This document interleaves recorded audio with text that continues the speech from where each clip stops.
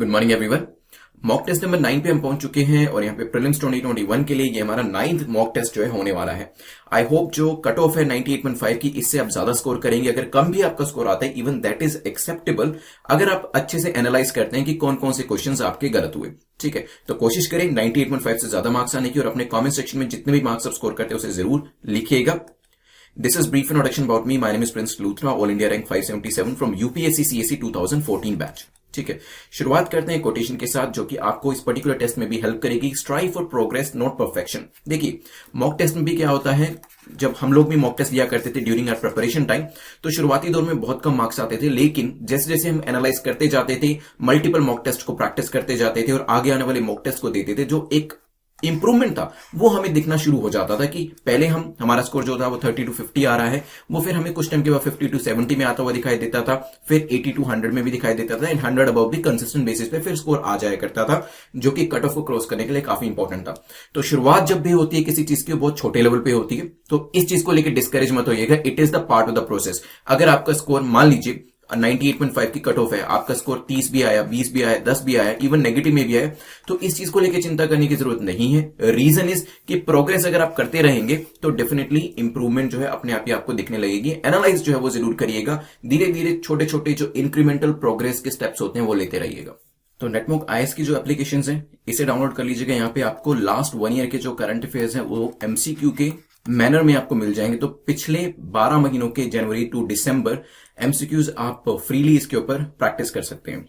चलिए जल्दी से पहले क्वेश्चन को देखते हैं और कोशिश करेंगे जल्दी से जल्दी इस टेस्ट को कंप्लीट करने की। मैं आपको ज्यादा टाइम नहीं दूंगा, तो जब मैं क्वेश्चन रीड कर रहा हूं तो प्लीज कोशिश करें उसका आंसर सोचने की। एटिकोपाका टॉयज के बारे में क्वेश्चन है, पूछा गया कि बताएं इसको लेकर कौन सी स्टेटमेंट करेक्ट है। एटिकोपाका एक स्मॉल विलेज है on the bank of the river Karnataka, और वहां पे वराह रिवर के बैंक के ऊपर हो सकता है। 2017 में ट्रेडिशनल एटिकोपाका टॉयज जो है उनको जीआई टैग भी दिया जा चुका है, एंड ये टेराकोटा के बने होते हैं। सोचिए इसके आंसर के बारे में। यूनियन एजुकेशन मिनिस्टर जो हमारे थे उन्होंने रिसेंटली बताया कि इंडिजिनस टॉय मेकिंग जो है उसे इंट्रोड्यूस किया जाएगा कला उत्सव के अंदर, और दैट्स वाई एटिकोपाका टॉयज के बारे में जिक्र किया हुआ था। बात करी जाए तो यस, स्मॉल विलेज में तो मिलते हैं, और वो भी कहां पर, वराह रिवर के पास, आंध्र प्रदेश के अंदर, ना कि कर्नाटका के अंदर। तो पहली जो स्टेटमेंट है वो आपकी इनकरेक्ट हो जाती है। ये काफी सॉफ्ट वुड, जो बिल्कुल नरम लकड़ी होती है, उसके बने होते हैं, ना कि टेराकोटा के। बट यस, 2017 में इसे जीआई टैग जो है वो दिया जा चुका है। तो आंसर क्या हो जाएगा, D will be the correct answer. कुछ इस तरीके से सॉफ्ट लकड़ी के बने हुए टॉयज जो होते हैं। चलिए चलते हैं नेक्स्ट क्वेश्चन के ऊपर। देखिए सारी चीजें करंट अफेयर्स में अपीयर हुई हैं, दैट्स व्हाई अपकमिंग एग्जाम के लिए आपके लिए काफी इंपॉर्टेंट हो जाती है।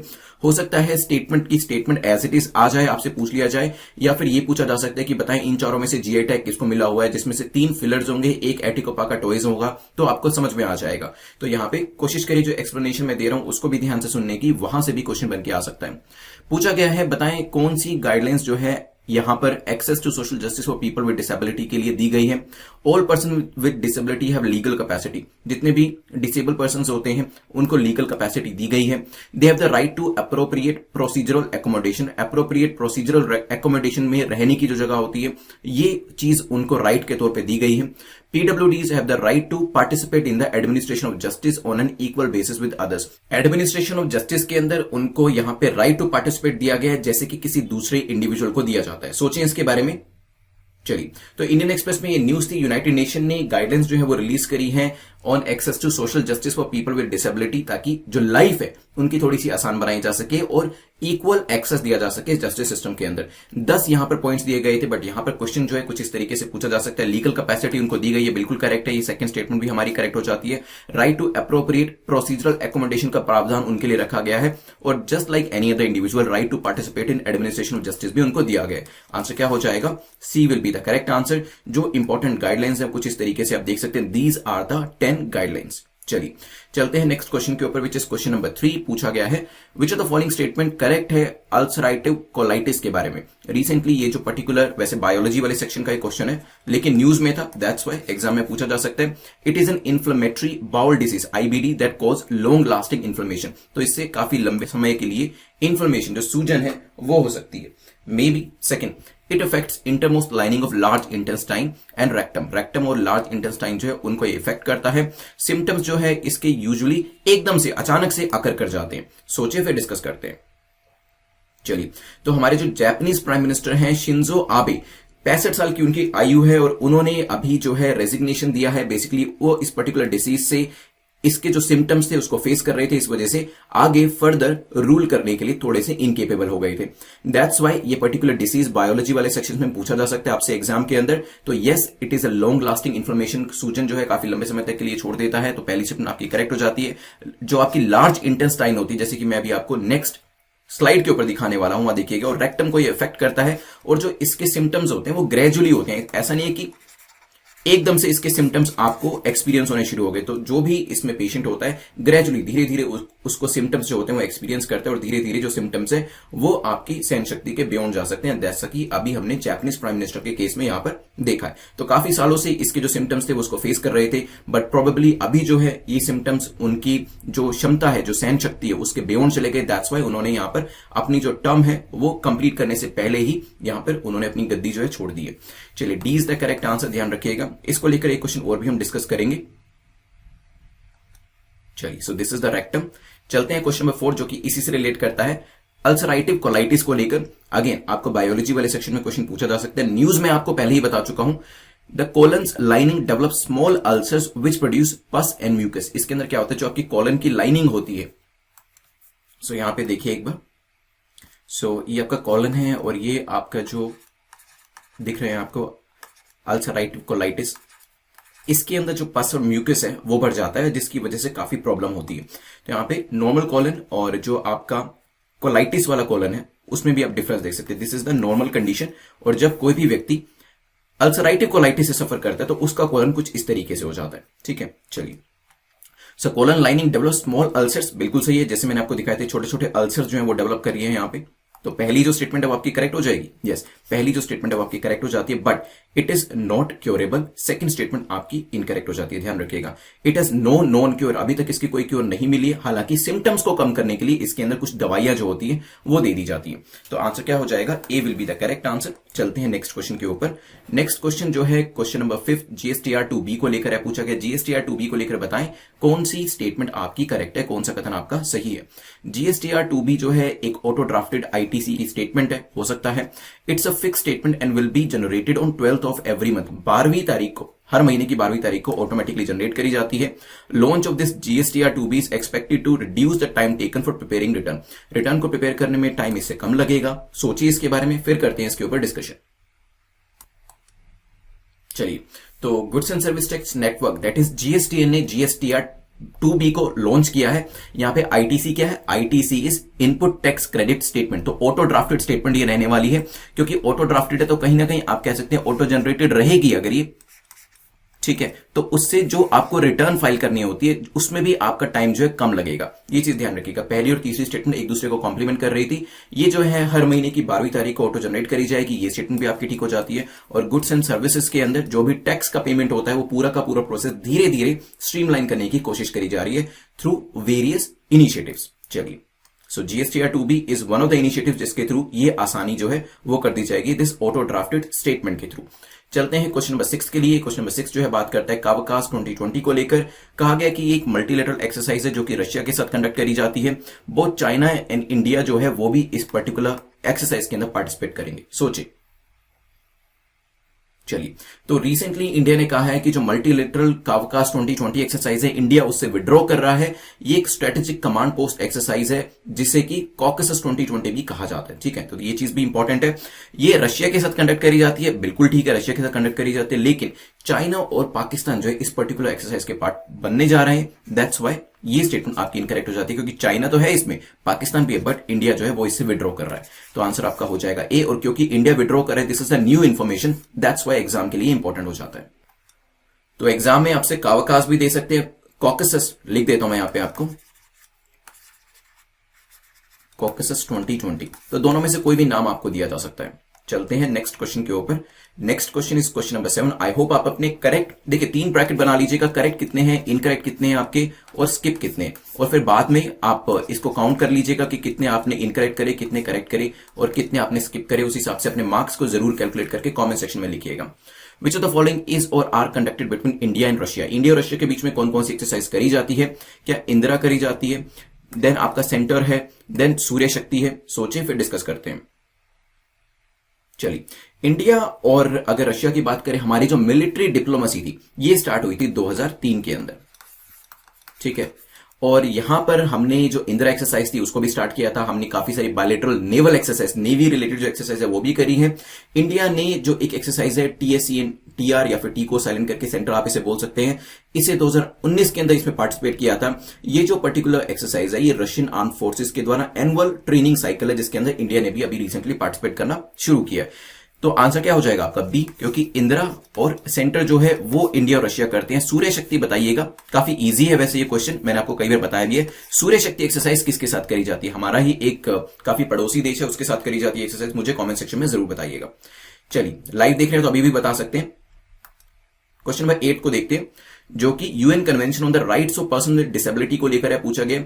इसके बारे में बताएं कौन सी स्टेटमेंट आपकी करेक्ट है। इंडिया ने एक कन्वेंशन है, UN convention on rights of person with disability, इसे 2006 में अडॉप्ट किया गया था और इंडिया जो है इसने इस पर्टिकुलर कन्वेंशन को रेटिफाई नहीं किया है अभी तक। सोचिए, फिर करते हैं इसके ऊपर एक डिस्कशन।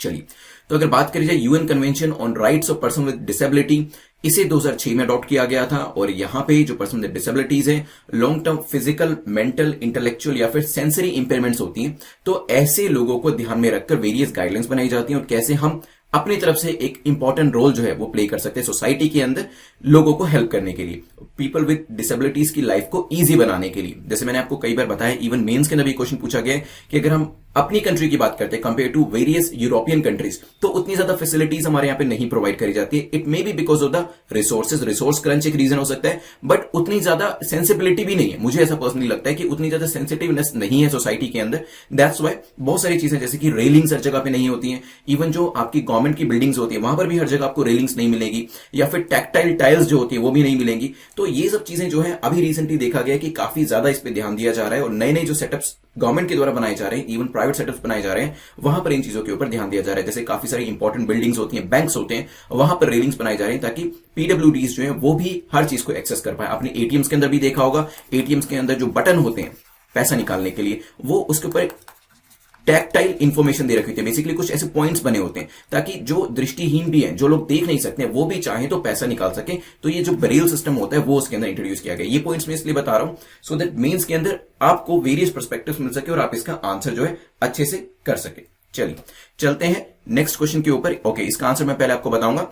तो यहां पे यूएन कन्वेंशन जो है पीडब्ल्यूडी के ऊपर 2006 में अडॉप्ट किया गया था, ये वाली स्टेटमेंट हमारी बिल्कुल करेक्ट हो जाती है। India has not ratified the convention, ये स्टेटमेंट हमारी गलत है because it is ratified by India. और कब रेटिफाई किया था इसे? अक्टूबर 2007 के अंदर। तो आंसर क्या हो जाएगा? A will be the correct answer. चलिए, रिसेंटली न्यूज में थी, दैट्स वाई क्वेश्चन जो है वो पूछा गया। ये परसेंटेज आपको दे रखी है, इस तरीके के डेटा को आप मेंस के अंदर यूज कर सकते हैं। Which of the following DPSP mentions person with disability? तो PWD से एसोसिएटेड कौन सा DPSP यहां पर है? आर्टिकल 40, 41, 42, 43 सोचे, फिर इसके बारे में करते हैं डिस्कशन। चलिए, तो article 41 is the correct answer. Directive principle of state policy जो आर्टिकल नंबर 41 है वो स्टेट करता है, state shall make provision for securing right to work, education और पब्लिक असिस्टेंस अनएम्प्लॉयमेंट के केस में, ओल्ड एज के केस में, सिकनेस के केस में या डिसेबलमेंट के केस में। तो ओल्ड एज लोग जो हैं, अनएम्प्लॉयमेंट जो है, सिक लोग जो हैं और जो डिसेबल हैं, उनकी यहां पर हेल्प करने की बात करी गई है स्टेट के द्वारा। तो उनको यहां पे किसी न किसी तरीके की असिस्टेंस जो है प्रोवाइड करी जाएगी, चाहे वो एजुकेशन को लेकर हो, राइट टू वर्क को लेकर हो, या फिर दूसरी पब्लिक असिस्टेंस की यहां पे बात करी जा रही है। तो आपको जो आर्टिकल है वो याद होना चाहिए, B is the correct answer. चलते हैं नेक्स्ट क्वेश्चन के ऊपर। देखिए, right to work, education, public assistance in certain cases. और जब आप अपना मेंस का आंसर लिखते हैं, मान लीजिए पीडब्ल्यूडीज के ऊपर क्वेश्चन पूछा जाता है, तो आप ये तो बता देंगे जो मैंने आपको गवर्नमेंट बिल्डिंग वाला एग्जांपल दिया था, टेक्सटाइल टाइल्स, एटीएम वाला एग्जांपल दिया था। देखिए, यही आपको एग्जांपल लिखने, क्योंकि इससे पता चलता है कि आप कितने जागरूक हैं। क्योंकि सिर्फ सिविल सर्वेंट का मतलब है, सिविल सर्विसेज में जो बच्चा पढ़ाई कर रहा होता है उसका मतलब ये नहीं है कि किताबों में लिखी हुई चीजें आप पढ़िए। किताबों से ज्यादा चीजें जो है वो आपको अपने एक्सपीरियंस से मिल जाएगी अगर आप बिल्कुल अपने आंख कान खोल के रखते हैं। जब भी आप बाहर निकलते हैं आपको समझ में आता है, जब आप एटीएम पे जाते हैं कि ये जो डॉट्स लगी हुई हैं इसका क्या मतलब होगा। किसी ऑफिस में जाते हैं वहां पर भी टाइल्स, या फिर मेट्रो स्टेशन में जाते हैं वहां पे आपने टेक्सटाइल टाइल्स देखी होंगी कि ये क्यों लगी हुई है। तो इवन लिफ्ट भी होती है, वहां पर भी इस तरीके की चीजों का यूज किया जाता है। तो जितना आप इस तरीके से अपने एक्सपीरियंसेस को लेंगे और उसे आप एग्जाम में लिखने की कोशिश करेंगे, उतने बेहतर मार्क्स आपको मिलेंगे। दैट्स व्हाई ऑलवेज से कि जब जो एक्सपीरियंसेस होते हैं वो आपके बुक्स के इक्वली इंपॉर्टेंट होते हैं, लेकिन क्योंकि एक्सपीरियंसेस अपने आप में लिमिटेड होते हैं, दैट्स व्हाई हम बुक्स के ऊपर रिलाई करते हैं और दूसरों के एक्सपीरियंसेस से सीखते हैं। तो यहां पे कोशिश करिए जो एक्सपीरियंसेस हैं उनसे भी सीखने की और उनको भी अपने एग्जाम में उतारने की। चलते हैं 10th क्वेश्चन के ऊपर। बात करी गई पीएम यशस्वी स्कीम को लेकर। पूछा ये किससे रिलेट करती है? क्या ये फार्मर से रिलेट करती है, विमेन से, स्टार्टअप से या फिर स्टूडेंट से? सोचिए। चलिए, तो अभी एक प्रपोजल किया गया है न्यू स्कॉलरशिप स्कीम पीएम यशस्वी स्कीम, जिसकी फुल फॉर्म है PM young achievers scholarship award scheme for vibrant India.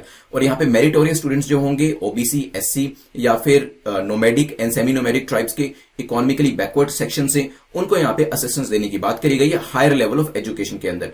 और यहां पे अगर हम बात करें, क्योंकि मैंने एक्सप्लेनेशन आपको दे दी है, पीएम यशस्वी स्कीम जो है वो छात्रों से रिलेट करती है, स्टूडेंट से रिलेट करती है। चलिए चलते हैं नेक्स्ट क्वेश्चन के ऊपर, जो कि मेडबॉट को लेकर है। पूछा कि मेडबॉट किसके द्वारा डेवलप किया गया है? जल्दी से मुझे कमेंट सेक्शन में आंसर दें। क्या हो सकता है? मीटी, ISRO, DRDO, Indian railways.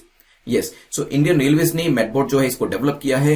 Remote controlled medical trolley का नाम रखा गया मेडबॉट, ताकि जो कोविड-19 के जो पेशेंट्स हैं उन तक दवाइयां पहुंचाई जा सके। तो आप जानते हैं कि कुछ टाइम पहले तक कोविड-19 को लेकर काफी ज्यादा ध्यान रखा जा रहा था कि जो ह्यूमन कॉन्टैक्ट है उसे मिनिमाइज किया जा सके, और तभी यहां पे मेडबॉट को बनाया गया था इंडियन रेलवेज के द्वारा। D is the correct answer. चलते हैं नेक्स्ट क्वेश्चन के ऊपर, विच इज क्वेश्चन नंबर 12। आप आंसर करिए इसका कमेंट सेक्शन में। वर्ल्ड्स लार्जेस्ट सोलर ट्री के बारे में 3 स्टेटमेंट है। पहली स्टेटमेंट कहती है कि डीआरडीओ के द्वारा इसे बनाया गया है। टोटल 35 सोलर पीवी पैनल्स जो हैं वो ईच ट्री के अंदर लगाए गए हैं। Then it has an annual capacity कितनी? 12,000 से 14,000 यूनिट को क्रिएट करना, जनरेट करना। सोचिए। चलिए, तो यहां पे बात करी जाए क्या इसे डीआरडीओ के द्वारा बनाया गया है, तो ये जो पर्टिकुलर ट्री है इसे CSIR समेरी द्वारा बनाया गया है। वर्ल्ड का लार्जेस्ट सोलर ट्री है और इसे दुर्गपुर के अंदर एक रेजिडेंशियल कॉलोनी है, वहां पे इंस्टॉल किया गया।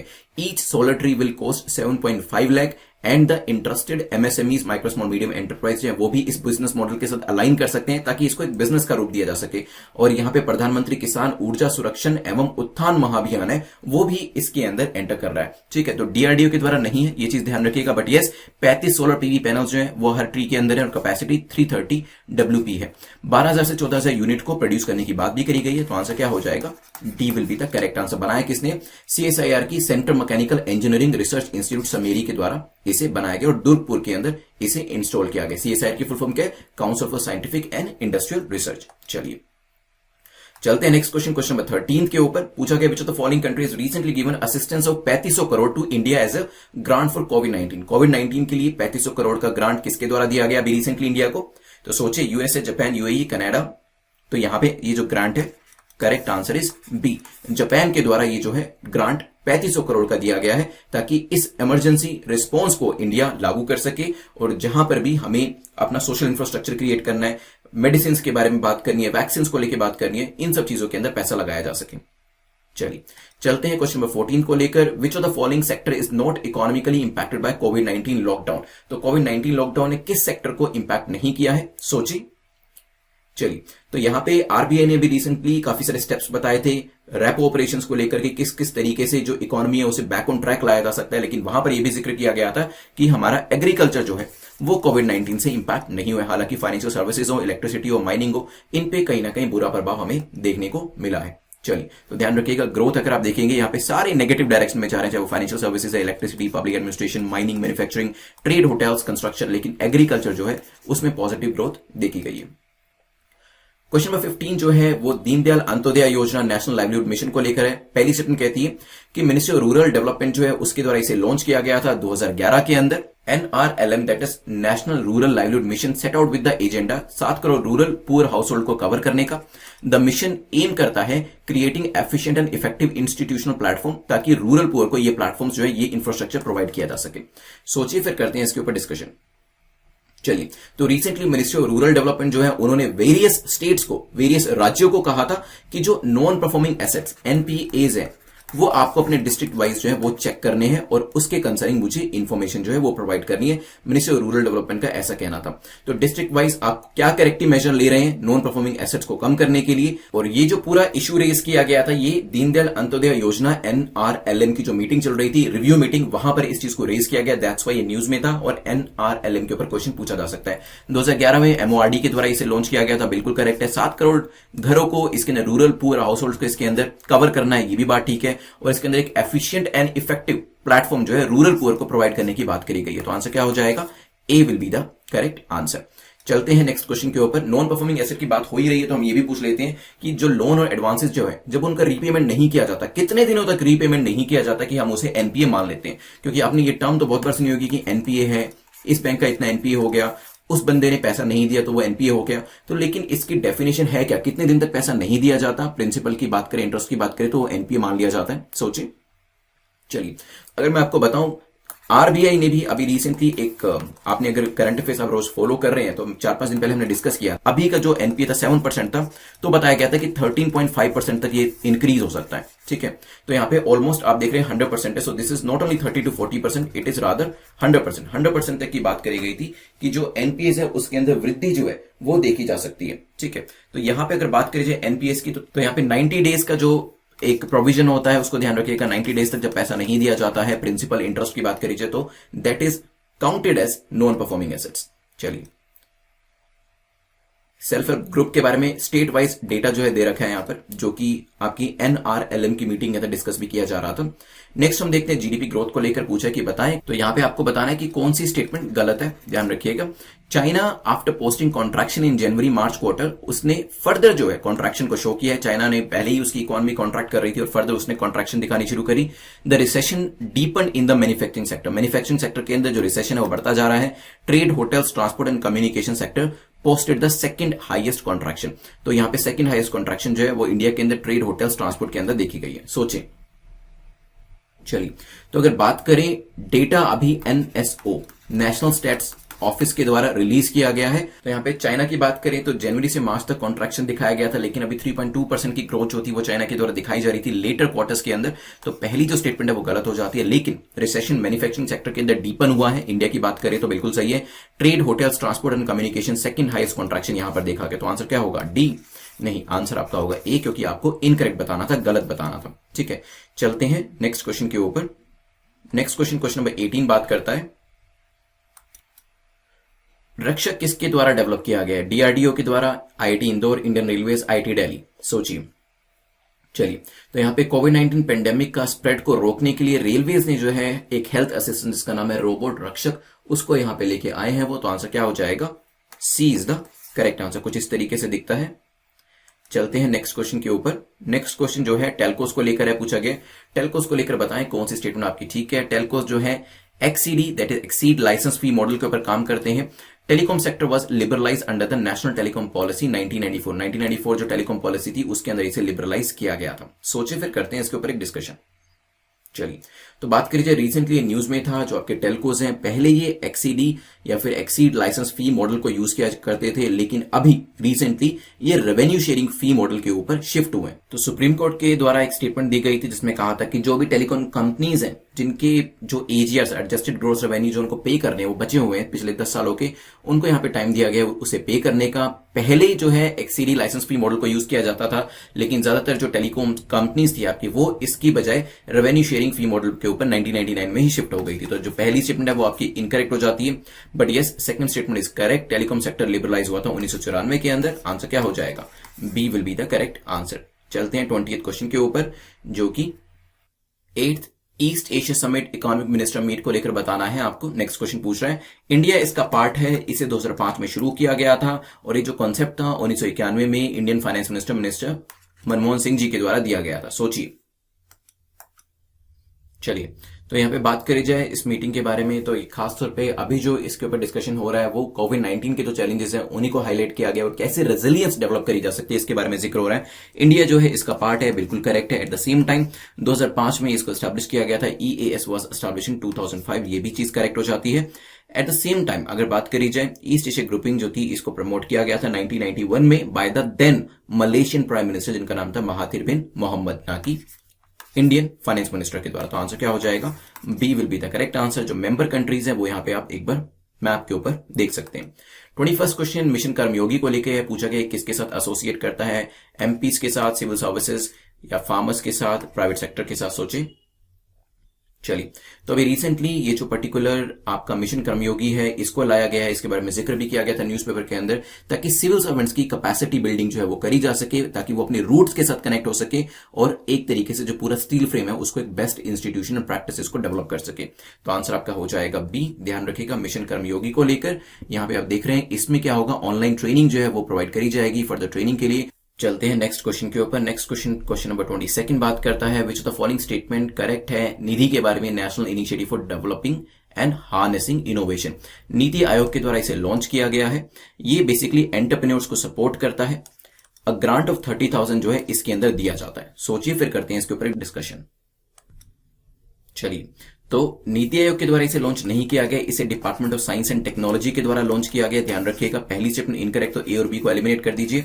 इसके अंदर जो ग्रांट है यस 30,000 का दिया जाता है बडिंग एंटरप्रेन्योर्स को, जिनके पास अच्छे आइडियाज होते हैं और उनके प्रोडक्ट को मार्केट किया जा सकता है, कमर्शलाइज बनाया जा सकता है, तो वहां पर इस तरीके की सहायता जो है वो दी जाती है। तो it support aspiring entrepreneurs, yes जिनके पास ऐसी टेक्नोलॉजी है, लगता है उनका आइडिया अच्छा है और एक अच्छे कमर्शियल मॉडल में कन्वर्ट किया जा सकता है, उनकी यहां पर हेल्प करी जाती है। तो D will be the correct answer. चलते हैं क्वेश्चन नंबर 23 के ऊपर, जो कि कतर के बॉर्डर को लेके। आप जानते हैं कि हम मैप रिलेटेड क्वेश्चन भी करते हैं, ताकि अगर आप एटलीस्ट नहीं भी पढ़ रहे हैं तो एटलीस्ट कुछ नॉलेज आपको मैप रिलेटेड हो जानी चाहिए। तो यहाँ पे कतर के बारे में पूछा गया किस किस को कतर का बॉर्डर टच करते हैं, और खासतौर पे ऐसे स्टेट्स को, कंट्रीज को हम डिस्कस करते हैं, ऐसी जगहों को डिस्कस करते हैं जो कि न्यूज में रहती है। रिसेंटली कतर जो है वो न्यूज में था, that's why this question is form. आप इसका आंसर करें, सोचिए, फिर मैं आपको मैप के ऊपर दिखाऊंगा। चलिए देखिए, कतर के अंदर इंडिया से भी काफी सारे लोग काम करने जाते हैं, और वहां पे अभी लेबर लॉज के अंदर एक तब्दीली करी गई है, that's why it was in news. और यहाँ पे पहले क्या होता था, अपने एग्जिस्टिंग एम्प्लॉयर से पूछना पड़ता था जब चेंज करनी होती थी जॉब को, लेकिन अभी इस चीज को स्क्रैप कर रहे हैं नए लॉज के हिसाब से। तो कतर के बारे में बात करी जाए तो कतर का बॉर्डर किसको टच करता है, कतर का बॉर्डर टच करता है सऊदी अरेबिया को। पेनिनसुला है, एक अभी दिखाऊंगा मैप के ऊपर। ईरान और यूएई को टच नहीं करता है, सो दिस इज यूएई, इसको टच नहीं कर रहा है। ईरान तो वैसे ही दूर है, Qatar is touching Saudi Arabia. 24वां क्वेश्चन जीटीएम को लेकर है। 4 ऑप्शन आपके सामने दिए। क्या ये रिन्यूएबल एनर्जी का कोई प्रोडक्ट है, या फिर फाइनेंशियल इंस्ट्रूमेंट है, मीट प्रोडक्ट है, या फिर एग्रीकल्चर प्रोडक्ट है? सोचिए। चलिए, so it is associated with renewable energy product. तो अभी रिसेंटली हुआ क्या है, जो यूनियन मिनिस्टर ऑफ स्टेट है power and new and renewable energy, उन्होंने एक pan India GTEM, that is green term ahead market जो है इलेक्ट्रिसिटी के अंदर लॉन्च किया है। इसमें एक्सक्लूसिव प्रोडक्ट्स रहेंगे रिन्यूएबल एनर्जी को लेकर, और ट्रांजैक्शन जो होगी जीटीएम के थ्रू करी जाएगी बायलैटरल नेचर की, और इसके अंदर there will not be any difficulty in accounting. जो रिन्यूएबल परचेज ऑब्लिगेशन होंगे उनकी अकाउंटिंग के अंदर भी कोई दिक्कत नहीं होने वाली है। चलते हैं नेक्स्ट क्वेश्चन के ऊपर। ग्लोबल इनोवेशन इंडेक्स 2020 को लेकर स्विट्जरलैंड ने इसमें मोस्ट इनोवेटिव इकोनॉमी के तौर पे वो उभरा है, हो सकता है। इंडिया का रैंक 52nd आया है, और इंडिया ने आईसीटी के अंदर काफी अच्छा टॉप 15 के अंदर यहां पे स्कोर किया। सोचिए, फिर करते हैं इसके ऊपर डिस्कशन। चलिए, तो बात करी जाए 52nd हमारा रैंक जो था लास्ट टाइम था, अभी हम 4 यहां पे 4 पायदान ऊपर आ चुके हैं, हमने इंप्रूव किया। हमारा जो रैंक है 48th है, सेकंड नहीं है, दैट इज सेकंड स्टेटमेंट हमारी इनकरेक्ट हो जाती है।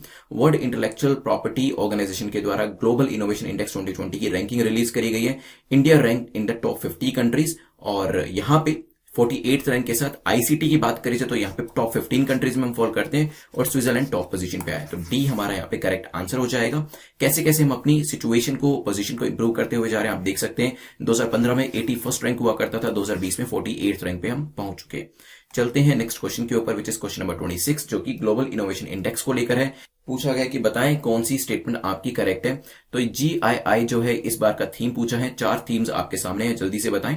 चलिए, theme of this year GII is who will finance innovation is timely given the human and global economic damage wreaked by COVID-19। तो यहां पे D will be the correct answer। Global innovation index 2020 का जो इस बार का theme है वो क्या है, who will finance innovation।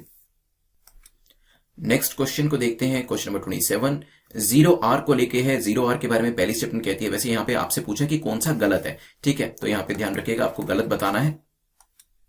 0R जो है उसे यूनाइटेड स्टेट से बोरो किया गया है। It is not mention in the rules of procedure, rules of procedure में इसको मेंशन नहीं किया गया। सोचिए। चलिए, देखिए क्वेश्चन आर जो है इसको तो स्ट्रिक्टली रेगुलेट किया जाता है, लेकिन 0R is an Indian parliamentary innovation, तो हमारी खुद की इनोवेशन है, यूनाइटेड स्टेट से इसे बोरो नहीं किया गया है। ये जो फ्रेज है ये कहीं पे वैसे मेंशन नहीं करी गई है। अगर हम रूल्स ऑफ प्रोसीजर की भी बात करें तो yes it is not mention anywhere, तो यहाँ पे सेकंड स्टेटमेंट आपकी करेक्ट हो जाती है, C will be the correct answer. Concept जो है 0R का ये ऑर्गेनिकली ही स्टार्ट हुआ था इंडियन पार्लियामेंट के अंदर, जब जो मेंबर ऑफ पार्लियामेंट्स होते थे उनको ऐसा फील हुआ कि जो हमारी कॉन्स्टिट्यूएंसी है उसको लेकर हमें कुछ क्वेश्चन जो है नेशनल इश्यूज के जो कुछ क्वेश्चन है हमें उसे रेज करना जरूरी है, ठीक है। तो it is a innovation of India, it is an Indian parliamentary innovation, ध्यान रखिएगा। तो सी हमारा यहाँ पे आंसर हो जाएगा। चलते हैं 28 क्वेश्चन के ऊपर, जो कि अगेन क्वेश्चन आर को लेकर पूछ रहा है कि बताएं कौन सी स्टेटमेंट आपकी करेक्ट है। पहली स्टेटमेंट कहती है there is no question hour on the day the president address MPs from both the houses in the central hall. तो प्रेसिडेंट जब सेंट्रल हॉल के अंदर सभी एमपीज को एड्रेस करते हैं तब क्वेश्चन आर नहीं होता है। क्वेश्चन हार जो है फाइनेंस मिनिस्टर जब बजट को प्रेजेंट करते हैं तब भी इसे शेड्यूल नहीं किया जाता। सोचिए फिर करते हैं इसके ऊपर एक डिस्कशन। चलिए, तो दोनों ही सिचुएशन के अंदर क्वेश्चन आर जो है उसको नहीं शेड्यूल किया जाता, तो आंसर आपका बी हो जाएगा। रिसेंटली क्वेश्चन आर न्यूज में थे क्योंकि लोकसभा और राज्यसभा सेक्रेटेरिएट्स को यहाँ पे नोटिफाइड किया गया था कि जो आपका मॉनसून सेशन होने वाला था सितंबर और आपका अक्टूबर के अंदर, वहां पर क्वेश्चन आर को हटा लिया गया है क्योंकि पहले से ही टाइम कम अवेलेबल था और कोविड-19 की वजह से परेशानी हो रही थी। That's why this particular question hour जो था इसे हटा लिया गया और काफी सारे एमपीज ने इस चीज को क्रिटिसाइज भी किया था। कंट्रोवर्सी में ना जाते हुए क्वेश्चन आर के ऊपर क्वेश्चन पूछा जा सकता है, तो ध्यान रखिएगा। चलते हैं 29 क्वेश्चन के ऊपर, जो कि पूछ रहा है Jammu and Kashmir official language bill 2020 को लेकर कौन कौन सी लैंग्वेजेस इसके अंदर इंक्लूडेड है। कश्मीरी, डोगरी, हिंदी, इंग्लिश। सोचिए। चलिए, तो रिसेंटली कैबिनेट ने, जिसको चेयर कर रहे थे प्राइम मिनिस्टर, उन्होंने जो एक पार्लियामेंट के अंदर इंट्रोड्यूस किया गया था Jammu and Kashmir official language bill 2020, उसको यहाँ पे अप्रूवल दिया गया है। और यहाँ पे बात करी जाए तो कश्मीरी, डोगरी, हिंदी एंड इंग्लिश चारों ही लैंग्वेजेस को यहाँ पे इंक्लूड किया गया है। D is the correct answer. चलते हैं नेक्स्ट क्वेश्चन के ऊपर। नेक्स्ट क्वेश्चन नंबर 30 पूछ रहा है which of the following two countries are divided by Gulf of Bothnia. Gulf of Bothnia के द्वारा कौन सी दो कंट्रीज को डिवाइड किया जाता है। चार ऑप्शन आपके सामने हैं। रिसेंटली हमने एक एमओयू जो है, इंडिया ने एक जो एमओयू है फिनलैंड के साथ साइन किया है in the areas of mineral resources and geology, that's why this question was formed. Finland और स्वीडन जो है उसको यहां पर डिवाइड किया जाता है गल्फ ऑफ बोथनिया के द्वारा। सो this is gulf of Bothnia और यहां पे आपकी फिनलैंड है, यहां पे आपकी स्वीडन है। चलिए, 31st क्वेश्चन बात करता है रेनाती चोलास के बारे में या चोल्स के बारे में। पूछा गया इनको लेकर बताएं कौन सी स्टेटमेंट करेक्ट है। उन्होंने रेनाडू रीजन के अंदर रूल किया था। Renadu Cholas were the feudatories of the Chola dynasty. Chola dynasty के फ्यूडिशरीज थे कौन? Renadu Cholas. And these kings claim that they belong to Karikala Cholas dynasty. तो कौन सी डायनेस्टी को बिलोंग करते थे? तो ये किंग कहते थे कि वो कराईकाल चोला डायनेस्टी को बिलोंग करते थे। रिसेंटली एक रेयर इंस्क्रिप्शन जो है वो जो कि रेनाती चोला एरा के टाइम की है, उसको यहां पे अनर्थ किया गया है कडप्पा डिस्ट्रिक्ट आंध्र प्रदेश के अंदर। दैट्स वाई रेनाती चोलास और रेनातू चोलास के बारे में क्वेश्चन पूछा गया था। बेसिकली इनके बारे में स्टेटमेंट्स दे रखी थी, that's why this question is formed. यहां पे बात करी जाए तो रेनातू चोलास जो है, यस उन्होंने रेनाडू रीजन के ऊपर रूल किया था और आपके रेनांदू चोलास जो है वो चोल डायनेस्टी में फिड्यूशी हुआ करते थे, ये भी बिल्कुल करेक्ट है। और कराईकाल चोला डायनेस्टी को बिलोंग करते थे। तीनों स्टेटमेंट्स हमारी करेक्ट है। अब चोल्स के ऊपर क्वेश्चन पूछा जा सकता है, हो सकता है डायरेक्टली यही चीज पूछ लीजिए जो मैंने आपसे यहाँ पूछी है, या फिर कोई दूसरी चीजें भी पूछी जा सकती हैं because it was in news, क्योंकि नई इंस्क्रिप्शन जो है अभी रिसेंटली न्यूज़पेपर में मेंशन करी गई थी। चोल डायनेस्टी का रूल जो है वो भी आप देख सकते हैं यहाँ पे कि इनका इन्फ्लुएंस कितना था और किस किस जगह पे इनकी टेरिटरी थी। चलते हैं 32nd क्वेश्चन के ऊपर। With which country India is doing a trial run on inland waterways. तो यहाँ पे किस कंट्री के साथ ये किया जा रहा है? चार ऑप्शन आपके सामने हैं। तो जो ट्रायल रन है एक नए रिवर राउट के ऊपर करा जा रहा है दोदकांडी बांग्लादेश से सोनमुरा त्रिपुरा के अंदर। तो यहाँ पे कौन सी कंट्री इन्वॉल्व है? बांग्लादेश के साथ ये ट्रायल रन जो है इनलैंड वाटरवेज का किया जा रहा है। आप जानते हैं वाटरवेज काफी इंपॉर्टेंट है किसी भी देश की इकोनॉमी के लिए, क्योंकि सबसे सस्ता साधन आप कह सकते हैं इसको अगर आपको लोगों को ट्रांसपोर्ट करना है या फिर सामान को ट्रांसपोर्ट करना है। चलिए, क्वेश्चन नंबर 33 को देखते हैं जो कि पूछ रहा है कि कौन सी स्टेटमेंट आपकी करेक्ट है। Rate of road accident death per lakh population in 2019 in the country 11.6 है। इंडिया की जो रेट है वो सस्टेनेबल डेवलपमेंट गोल में जो हमारे टारगेट्स हैं उससे काफी दूर है। रोड एक्सीडेंट्स जो है ओवर स्पीडिंग की वजह से होते हैं और ये सबसे बड़ा इसका एक कॉज है। सोचिए फिर करते हैं इसके ऊपर एक डिस्कशन। अभी recently national crime record bureau जो है उसने डेटा निकाला है एक्सीडेंशियल डेथ के ऊपर और सुसाइड के ऊपर और बताया कि India is doing better than the global rate. अगर ग्लोबल रेट के कंपैरिजन में इंडिया को देखा जाए तो हमारी परफॉर्मेंस बेटर है।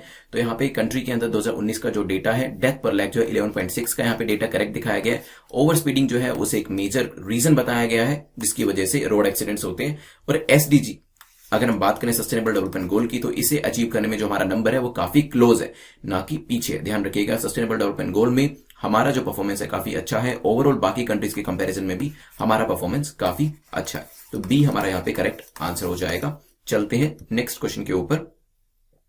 क्वेश्चन नंबर 34 बात करता है अनस्टार्ट क्वेश्चन को लेकर पूछा गया। अनस्टार्ट क्वेश्चन के बारे में बताएं कौन सी स्टेटमेंट आपकी करेक्ट है, कौन सा कथन आपका सही है। पहली स्टेटमेंट कहती है unstarred question is one two which oral answer is desired by the member. तो ये वो क्वेश्चन होते हैं जिसमें ओरल आंसर की डिमांड करी जाती है। It is deem to be laid on the table of house by minister. Minister के द्वारा इसे टेबल ऑफ द हाउस में रखे जाते हैं। सप्लीमेंट्री क्वेश्चंस जो होते हैं वो भी इसके अंदर पूछे जा सकते हैं। आपको करेक्ट बताना है, सोचें इसके बारे में, फिर करते हैं इसके ऊपर एक डिस्कशन। चलिए, अनस्टार्ट क्वेश्चन जो होते हैं इसमें आपका जो आंसर होता है वो रिटर्न में मांगा जाता है। Unstarred question is where you want the return answer, no supplementary question can be asked. ठीक है, तो ये जो दोनों चीजें बता रखी थी, स्टार्ट क्वेश्चन की बता रखी थी, तो दोनों स्टेटमेंट्स आपकी इनकरेक्ट हो जाती है। और यहां पे ये जो क्वेश्चन है मिनिस्टर्स के द्वारा पूछे जाते हैं और टेबल ऑफ द हाउस के अंदर रखे जाते हैं। ठीक है, second statement is the correct statement हमारी। और अभी रिसेंटली एक स्टेटमेंट दी गई थी गवर्नमेंट के द्वारा कि गवर्नमेंट जो है तैयार है अनस्टार्ट क्वेश्चन के आंसर करने के लिए जब मॉनसून सेशन स्टार्ट होने वाला था। यहां पर ये जो क्वेश्चन इंपॉर्टेंट हो जाता है क्योंकि स्टार और अनस्टार्ट क्वेश्चन के बीच के डिफरेंस के बारे में आपको पता होना चाहिए। चलते हैं नेक्स्ट क्वेश्चन के ऊपर। क्वेश्चन नंबर 35 बात करता है how many minimum days notice जो है वो रिक्वायर होता है शॉर्ट नोटिस क्वेश्चन को देने के लिए। सोचे, चलिए, तो यहां पे आंसर हमारा है 10 दिन। ठीक है, 10 दिन का जो नोटिस है वो देना जरूरी होता है, ये चीज ध्यान रखिएगा, बिकॉज वेरियस टाइप्स के क्वेश्चंस के बारे में न्यूज़पेपर में मेंशन था, आपसे ये क्वेश्चन पूछा जा सकता है। नेक्स्ट क्वेश्चन पूछ रहा है कि बताएं कौन सी स्टेटमेंट आपकी इनकरेक्ट है। Under section 4 of the Indian forest act 1927 state government can constitute any land a reserve forest. तो किसी भी लैंड को रिजर्व फॉरेस्ट के तौर पे यहाँ पे कॉन्स्टिट्यूट किया जा सकता है। Second, an official notification through a gazette is required. इसके अंदर एक गजेट के थ्रू आपको ऑफिशियल नोटिफिकेशन भी देना पड़ता है। सोचिए, चलिए, तो रिसेंटली महाराष्ट्र के अंदर चीफ मिनिस्टर ने अनाउंस किया है कि 600 एकड़ पार्सल ऑफ लैंड जो है वो यहाँ पे जो है रिजर्व फॉरेस्ट के तौर पे रखी जाएगी। तो यहाँ पे स्टेट गवर्नमेंट जो है किसी भी लैंड को कर सकती है, रिजर्व फॉरेस्ट के तौर पे रख सकती है। तो ये स्टेटमेंट आपकी ठीक हो जाती है। ऑफिशियल नोटिफिकेशन जो है इसके अंदर उसकी जरूरत पड़ती है, ये स्टेटमेंट भी ठीक है। तो आंसर क्या हो जाएगा? D will be the correct answer, none of the above, क्योंकि इनकरेक्ट आपको बताना था, इनकरेक्ट तो दोनों में से कोई भी नहीं है। नेक्स्ट क्वेश्चन बात करता है क्वेश्चन नंबर 37 ग्रेविटेशनल वेव्स को लेकर है। पूछा गया ग्रेविटेशनल वेव्स को लेकर बताएं कौन सी स्टेटमेंट आपकी करेक्ट है। Gravitational waves are invisible ripples that form when a star explodes in a supernova. तो जब एक स्टार जो है, एक जो तारा है वो एक्सप्लोड करता है तो ये रिपल के तौर पे, इनविजिबल रिपल्स के तौर पे ग्रेविटेशनल वेव्स जो है स्प्रेड करती हैं। Travelling at a speed of light gravitational waves squeeze and stretch anything in their path. तो इनकी जो स्पीड होती है लाइट की स्पीड से ये ट्रैवल कर रहे होते हैं, जो भी चीज इनके रास्ते में आती है उनको एनगल्फ कर लेते हैं।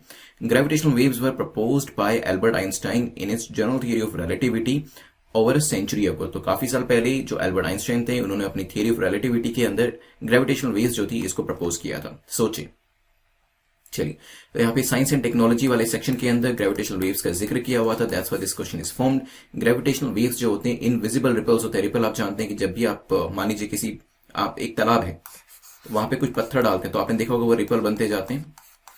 ठीक है, तो ये उस रिपल्स की तरह ही होते हैं, लेकिन इनविजिबल रिपल्स होते हैं दैट फॉर्म जब भी एक स्टार जो है एक्सप्लोड होता है या फिर जब दो ब्लैक होल मर्ज करते हैं तब भी इनका जन्म होता है। तो ग्रेविटेशनल वेव्स जो है इनविजिबल रिपल्स होते हैं, बिल्कुल ठीक है। जब लाइट की स्पीड से ट्रेवल कर रहे थे, कोई भी चीज इनके रास्ते में आती है, स्क्वायर और स्ट्रेच कर लेते हैं। देन इसके अलावा थियरी ऑफ रिलेटिविटी के अंदर पहले से ही इसके बारे में प्रपोज कर दिया गया था एल्बर्ट आइंस्टाइन के द्वारा। तीनों स्टेटमेंट्स हमारे ठीक है। आंसर क्या हो जाएगा? B will be the correct answer.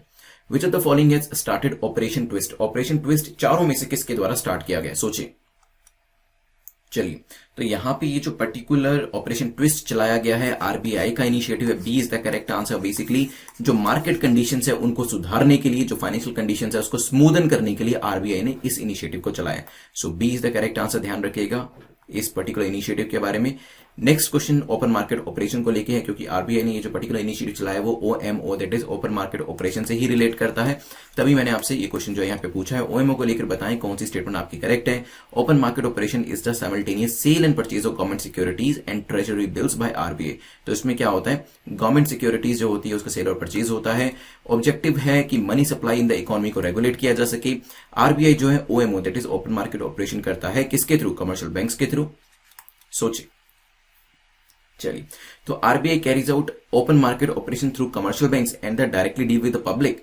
तो यहां पे ये चीज ध्यान रखिएगा, आरबीआई जो है डायरेक्टली पब्लिक के साथ डील नहीं करता है। आरबीआई जो है open market operation commercial bank के साथ अब करता है, लेकिन ये second part of the second statement की वजह से ये पर्टिकुलर प्रॉब्लम हो जाती है और ये क्वेश्चन आपका और ये जो स्टेटमेंट आपकी है ये इनकरेक्ट हो जाती है। ऑब्जेक्टिव की बात करें तो यहाँ पे मनी सप्लाई को रेगुलेट करना, क्या हमें मार्केट के अंदर लिक्विडिटी देनी है या नहीं देनी, उस हिसाब से ओपन मार्केट ऑपरेशन को सेट किया जाता है। इसके लिए तो फॉर एग्जांपल अगर आपको लिक्विडिटी ज्यादा देनी है तो क्या करेगा RBI then purchase the instrument, ताकि मार्केट के अंदर पैसा जा सके। और इसके बिल्कुल अपोजिट प्रोसेस रहेगा जब लिक्विडिटी को स्क्वीज करना होता है। तो यहाँ पे बात करी जाए तो सेकंड स्टेटमेंट आपकी करेक्ट हो जाती है। ओपन मार्केट ऑपरेशन में जो आपकी गवर्नमेंट सिक्योरिटीज होती है साइमल्टेनियसली सेल परचेज करी जा सकती है, ट्रेजरी बिल्स भी करे जा सकते हैं आरबीआई के द्वारा, तो ये स्टेटमेंट भी आपकी करेक्ट हो जाती है।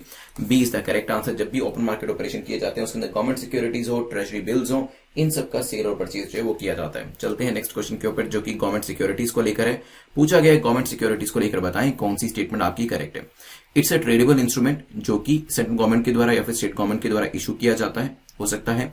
शॉर्ट टर्म गवर्नमेंट सिक्योरिटीज को ट्रेजरी बिल्स कहा जाता है। In short term government security की जो मेच्योरिटी है लेस देन 90 डेज होती है। सोचिए, चलिए तो यहां पे बात करी जाए, ये एक ट्रेडेबल इंस्ट्रूमेंट होता है। गवर्नमेंट सिक्योरिटीज जो है, लॉन्ग टर्म गवर्नमेंट सिक्योरिटीज जो होती है इसमें जो टाइम पीरियड होता है वो 1 साल से ज्यादा का होता है और अप टू 1 ईयर या लेस देन 1 ईयर जो हो गया less than equal to 1 year, ये शॉर्ट टर्म सिक्योरिटीज के अंदर आता है। तो शॉर्ट टर्म जीसेक में 90 डेज नहीं होता है, ध्यान रखिएगा, इसकी मेच्योरिटी लेस देन 1 ईयर होती है। शॉर्ट टर्म गवर्नमेंट सिक्योरिटीज को ट्रेजरी बिल भी कहा जाता है, ये स्टेटमेंट आपकी ठीक हो जाती है। ये ट्रेडेबल इंस्ट्रूमेंट्स होते हैं, ये भी चीज ध्यान रखिएगा, और साथ में ही स्टेट गवर्नमेंट सेंट्रल गवर्नमेंट के द्वारा इसे इशू किया जाता है। तो आंसर क्या होगा, B will be the correct answer. चलिए चलते हैं नेक्स्ट क्वेश्चन 41 के ऊपर। बात करी गई है which of the following vet the standard specification and designing the tug boat. Tug boat कुछ इस तरीके से दिखती है, इसके स्टैंडर्ड्स को कौन यहाँ पे स्पेसिफाई करता है। 4 ऑप्शन आपके सामने है, सोचे कि ISO करता है, स्टैंडर्ड स्पेसिफिकेशन कमेटी करती है, DRDO या फिर मिनिस्ट्री ऑफ शिपिंग करती है। सोचे, चलिए तो मिनिस्ट्री ऑफ शिपिंग ने अभी डायरेक्ट किया है ऑल मेजर पोर्ट्स को कि वो चार्टर टग बोट्स जो हैं उसको प्रोक्योर करें जो कि सिर्फ इंडिया में बनी हुई हैं। ठीक है, डिसीजन जो है गवर्नमेंट के द्वारा लिया गया है कि हम मेक इन इंडिया कर रहे हैं तो हमारी जो टग बोट्स भी होनी चाहिए वो इंडिया में ही बनी हुई होनी चाहिए, और यहाँ पे जो स्टैंडर्ड सेट करे जाते हैं वो स्टैंडिंग स्पेसिफिकेशन कमेटी के द्वारा करे जाते हैं। चलिए क्वेश्चन नंबर 42 को देखते हैं। पूछा गया कौन सी स्टेटमेंट आपकी करेक्ट है। Credit limit for health infrastructure including those under Ayushman Bharat has been increased 3-fold। तो क्रेडिट लिमिट को यहाँ पे 3 गुना बढ़ा दिया गया है। टारगेट जो प्रिस्क्राइब करे गए हैं स्मॉल एंड मार्जिनल फार्मर्स के लिए, वीकर सेक्शन के लिए, इनको भी इंक्रीज किया गया है। और लोन जो है लिमिट्स जो है इसकी वो रिन्यूएबल एनर्जी के लिए उसको भी इंक्रीज किया गया अंडर द रिवाइज्ड गाइडलाइंस। सोचिए, चलिए तो रिजर्व बैंक ऑफ इंडिया ने रिवाइज्ड प्रायोरिटी सेक्टर लेंडिंग को यहां पे किया है और गाइडलाइंस जो है इसके कंसर्निंग दी है। हेल्थ इंफ्रास्ट्रक्चर के लिए जो क्रेडिट लिमिट है उसको इंक्रीज किया गया और उसको 2 गुना बढ़ा दिया गया, ना कि 3 गुना। तो सेकंड आपकी फर्स्ट स्टेटमेंट जो है इनकरेक्ट हो जाती है। इसके साथ साथ जो आपके स्मॉल फार्मर्स होते हैं, मार्जिनल फार्मर्स है, वीकर सेक्शन है, उनके लिए भी फेज मैनर में टारगेट्स जो है उसको प्रिस्क्राइब करने के लिए बात करी गई है। तो सेकंड स्टेटमेंट आपकी करेक्ट हो जाती है। लोन लिमिट्स रिन्यूएबल एनर्जी के लिए उसको भी इंक्रीज किया गया रिवाइज गाइडलाइंस के हिसाब से। तो आंसर क्या हो जाएगा, D will be the correct answer. Revised guidelines दी गई है रिजर्व बैंक ऑफ इंडिया के द्वारा प्रायोरिटी सेक्टर लेंडिंग के अंदर। चलिए चलते हैं नेक्स्ट क्वेश्चन के ऊपर जो कि पूछ रहा है what is India's rank on road network. Road network की बात करें तो इंडिया का क्या रैंक आता है, सोचिए। चलिए तो road transport and highway minister Nitin Gadkari जो हैं उन्होंने अभी 60th एनुअल कन्वेंशन जो है उसको यहाँ पे एड्रेस किया था। और यहाँ पे अगर बात करी जाए इंडिया के रैंक की तो इंडिया सेकंड रैंक पे आता है। और उन्होंने ये भी कहा कि करंटली जो इंडिया है वो पर डे एवरेज 30 किलोमीटर जो है पर डे के हिसाब से रोड्स को बना रहा है। हाईएस्ट जो है 40 किलोमीटर तक पर डे हाईवे को भी कंस्ट्रक्ट किया जा रहा है। चलिए चलते हैं नेक्स्ट क्वेश्चन के ऊपर।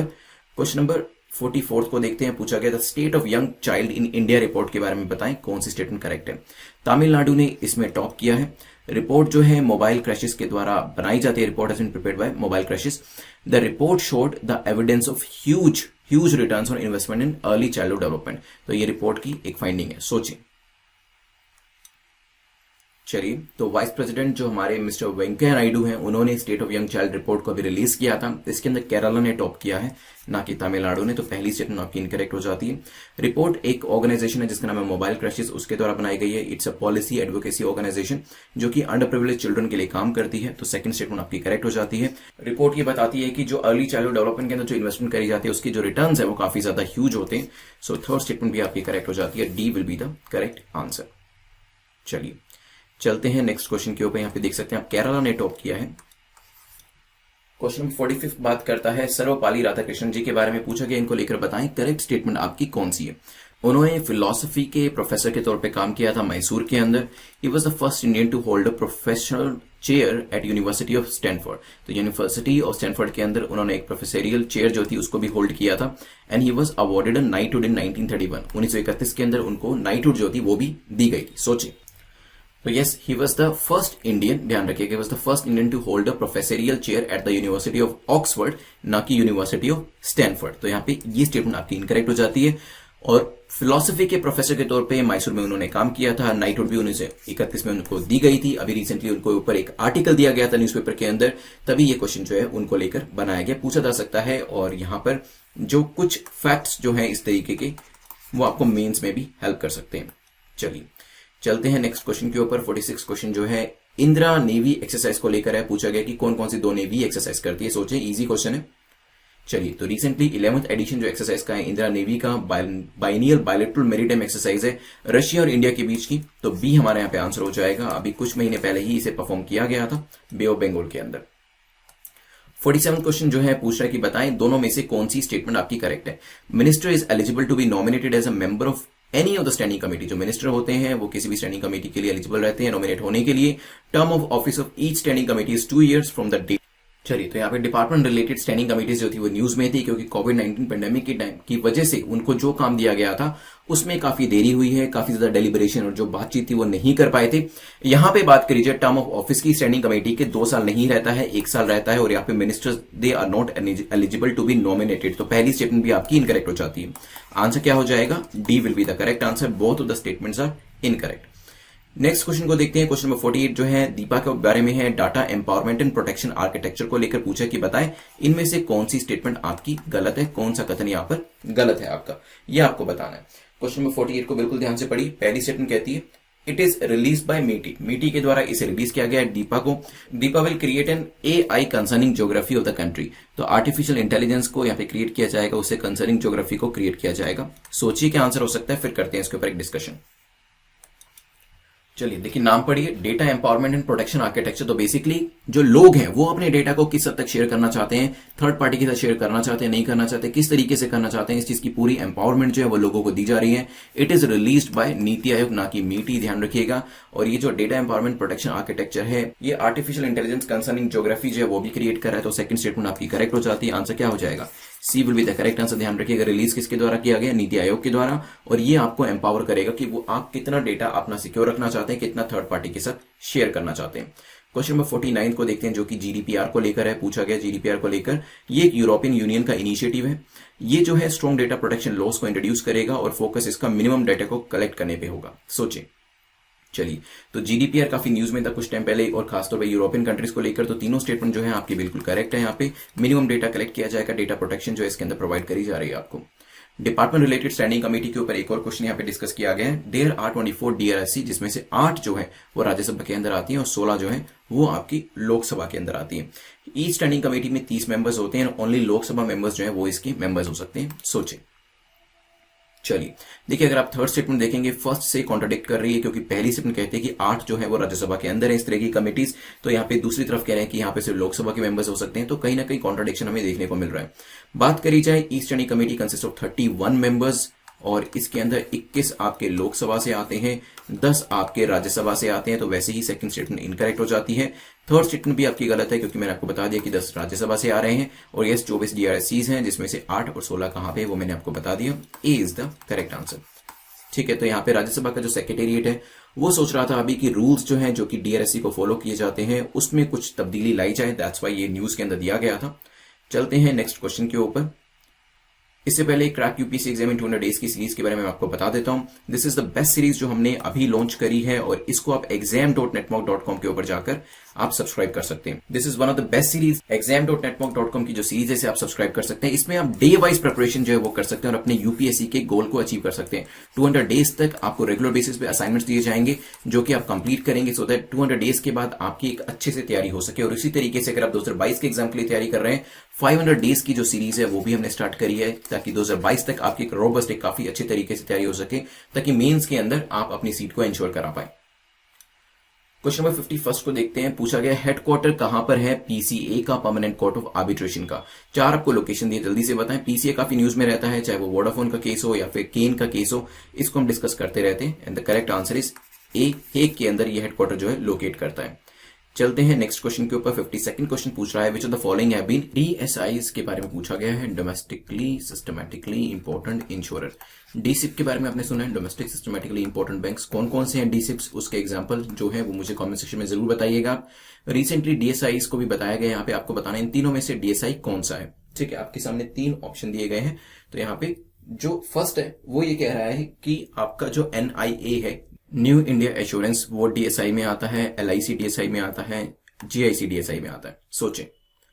चलिए जिस तरीके से डीसिप्स हैं उसी तरीके से डीएसआईज हैं, ऐसे जैसे डोमेस्टिकली सिस्टमेटिकली इंपॉर्टेंट बैंक्स हैं जिसको टू बिग टू फेल माना जाता है, उस तरीके से अपने अपने एरियाज में जो इंश्योरेंस जायंट्स हैं उनको डीएसआई के अंदर IRDAI, that is insurance regulatory development authority of India ने क्लासीफाई किया है। तो इसमें तीनों ही आते हैं, आपका एनआईए हो, एलआईसी हो या फिर जीआईसी हो, तीनों ही इसके पार्ट हैं। तो आंसर क्या हो जाएगा, D will be the correct answer. चलिए नेक्स्ट क्वेश्चन को देखते हैं। फेम इंडिया को लेकर है, पूछा गया फेम इंडिया को लेकर बताएं कौन सी स्टेटमेंट करेक्ट है। एमआरटी ने, ministry of road and transport ने इसे एडमिनिस्टर किया है। फेज 2 जो है इस स्कीम का उसे इंप्लीमेंट किया जा रहा है 3 साल के लिए। फेज फोकसेस ऑन, ये जो पर्टिकुलर फेज होगा, supporting electrification and public and share transportation. तो जो पूरा फोकस किया जा रहा है इस फेज के अंदर वो इलेक्ट्रिफिकेशन के ऊपर किया जा रहा है, पब्लिक ट्रांसपोर्टेशन का हो, शेयर ट्रांसपोर्टेशन का। सोचिए। चलिए रिसेंटली कुछ ऐसे स्टेट्स और सिटीज हैं जहां पर जो आपकी इलेक्ट्रिक बसेस हैं उसको लॉन्च किया गया था। अराउंड 670 इलेक्ट्रिक बसेस को वेरियस स्टेट्स, चाहे वो महाराष्ट्र हो, गोवा, गुजरात, चंडीगढ़ के अंदर लॉन्च किया गया था। तो ये फेम स्कीम के अंदर ही आता है। ठीक है, फेम स्कीम की बात करें फेज 2 के अंदर, इसमें यही बात करी गई थी 3 साल के अंदर इंप्लीमेंटेशन करना है और किस तरीके से जो आपका पब्लिक सिस्टम है, पब्लिक ट्रांसपोर्ट सिस्टम है, उसको कैसे इलेक्ट्रीफाई किया जा सकता है, वहां पर आप जो ऑयल बेस्ड व्हीकल्स होते हैं उनको कैसे हटा सकते हैं। तो तीसरी स्टेटमेंट भी आपकी यहां पर करेक्ट हो जाती है। अगर बात करी जाए, सुनने में तो लग सकता है फेम इंडिया स्कीम जो कि मिनिस्ट्री ऑफ रोड ट्रांसपोर्ट के अंदर होगी, बस किसके अंदर आता है, it comes in department of heavy industry, जो कि ministry of heavy industry and public enterprise के अंदर है। आंसर क्या हो जाएगा, C will be the correct answer. Next question को देखते हैं। पूछा गया which of the following statement is or are correct, कौन सा कथन आपका सही है। Pritilata Waddedar was a Bengali revolutionary, वो एक बंगाली रेवोल्यूशनरी थी। She was influential in Indian independence movement, IIM के अंदर वो काफी इन्फ्लुएंशियल थे। Then Pritilata joined revolutionary group जिनको कि भगत सिंह हेड करते थे। सोचिए, उनके बारे में एक आर्टिकल दिया गया था, हिस्टोरिकल फिगर है, पूछा जा सकता है एग्जाम के अंदर आपसे। सोचिए। चलिए, प्रीतिलता वाडेदार का जन्म हुआ था 1911 के अंदर और डेथ हुई थी 1932 के अंदर। तो काफी छोटी आयु में ही उन्होंने इंडिया को आजादी दिलाने में अपना काफी कंट्रीब्यूशन दिया था। She was a Bengali revolutionary nationalist और इंडियन इंडिपेंडेंस मूवमेंट में भी उनका काफी उन्होंने बढ़ चढ़ के पार्टिसिपेट किया था। तो यहाँ पे पहली जो स्टेटमेंट है और जो दूसरी स्टेटमेंट है वो आपकी करेक्ट हो जाती है। उन्होंने रेवोल्यूशनरी ग्रुप तो ज्वाइन किया था, ये बात तो बिल्कुल ठीक है, but that group was not under Bhagat Singh. Bhagat Singh के अंडर नहीं था, वो किसके अंदर था, सोचे, जल्दी से बताएं क्या हो सकता है ना। तो सूर्य सेन के अंडर में एक रेवोल्यूशनरी ग्रुप था जिनको उन्होंने ज्वाइन किया था। सो आंसर क्या हो जाएगा यहाँ पे, A will be the correct answer. चलते हैं नेक्स्ट क्वेश्चन को देखते हैं। पीडीएसए गोल्ड मेडल को लेकर पूछा गया किसको दिया गया है, ये पीडीएसए गोल्ड मेडल किसको दिया जाता है, सोचें। चलिए, तो पीडीएसए गोल्ड मेडल दिया जाता है एनिमल्स को जो कि लाइफ सेविंग वर्क करते हैं। वैसे ज्यादातर जो डॉग्स होते हैं वो काफी लॉयल होते हैं, उनको दिया जाता है, लेकिन this is the first time जबकि ये जो पर्टिकुलर अवार्ड, ब्रेवरी अवार्ड है, ये एक रैट को दिया गया, रैट जिसका नाम है मगावा। ठीक है, तो इन्होंने एक लाइफ सेविंग वर्क जो है कंबोडिया में किया। काफी इंटरेस्टिंग न्यूज है, पढ़िएगा इसके बारे में गूगल के ऊपर। सी इज द करेक्ट आंसर। चलते हैं नेक्स्ट क्वेश्चन के ऊपर, विच इज क्वेश्चन नंबर 56 जो कि जिमैक्स को लेकर है। पूछा गया जिमैक्स को लेकर बताएं कौन सी स्टेटमेंट आपकी सही है। ये एक सीरीज ऑफ एक्सरसाइज है, कमेंस्ड इन 2012 में से शुरू किया गया था। स्पेशल फोकस मैरीटाइम सिक्योरिटी के ऊपर होता है। P8I long range maritime petrol aircraft है जो कि इसमें पार्टिसिपेट करने वाला है। सोचे। चलिए, तो यहाँ पे बात करी जाए 4th edition of India Japan maritime bilateral exercise जिसका नाम है JIMEX Japan India maritime exercise. नाम से ही पता चल जाता है आपको, जिमेक्स एक्सरसाइज जो है 2012 में शुरू करी गई थी, बिल्कुल ठीक है। स्पेशल फोकस मैरीटाइम के ऊपर दिया जाता है, मैरीटाइम सिक्योरिटी के ऊपर दिया जाता है। और इस पर्टिकुलर एक्सरसाइज के अंदर P8I long range maritime petrol aircraft भी पार्टिसिपेट कर रहा है, तो सी हमारा इसमें आंसर हो जाएगा। चलते हैं नेक्स्ट क्वेश्चन के ऊपर। 57 क्वेश्चन पूछ रहा है कि बताएं इनकरेक्ट कौन सा गलत है इसमें से, वो बताना है आपको। पहली स्टेटमेंट कहती है दिल्ली गाजियाबाद सोनीपत कॉरिडोर जो है आरआरटीएस कॉरिडोर उसको इंप्लीमेंट किया जा रहा है। आरआरटीएस ट्रेन जो है light weight fully air condition train है एंड प्रोटोटाइप जो है इसका शेड्यूल किया गया है रोल आउट करने के लिए 2025 के अंदर। आपको करना है इसके बारे में आंसर, फिर करते हैं इसके ऊपर एक डिस्कशन। चलिए, तो अभी जो कॉरिडोर की बात करी जा रही है, आपने सुना होगा न्यूज के अंदर भी, तो यहाँ पे दिल्ली गाजियाबाद मेरठ कॉरिडोर जो है वो यहाँ पे फर्स्ट आरआरटीएस कॉरिडोर के तौर पे इंप्लीमेंट किया जा रहा है। State of the art RRTS roll out किया जाएगा यहाँ पे। तो यहाँ पे सोनीपत नहीं है, इट इज मेरठ। पहली स्टेटमेंट आपकी गलत हो जाती है। एंड द प्रोटोटाइप जो है इसका वो रोल आउट किया जाएगा 2022 तक, ना कि 25 तक। तो ये भी इनकरेक्ट हो जाता है। आरआरटीएस के अंदर जो ट्रेन होंगी फुली एयर कंडीशन ट्रेन होने वाली है और आप देख सकते हैं काफी लाइट वेट ट्रेन होने वाली है।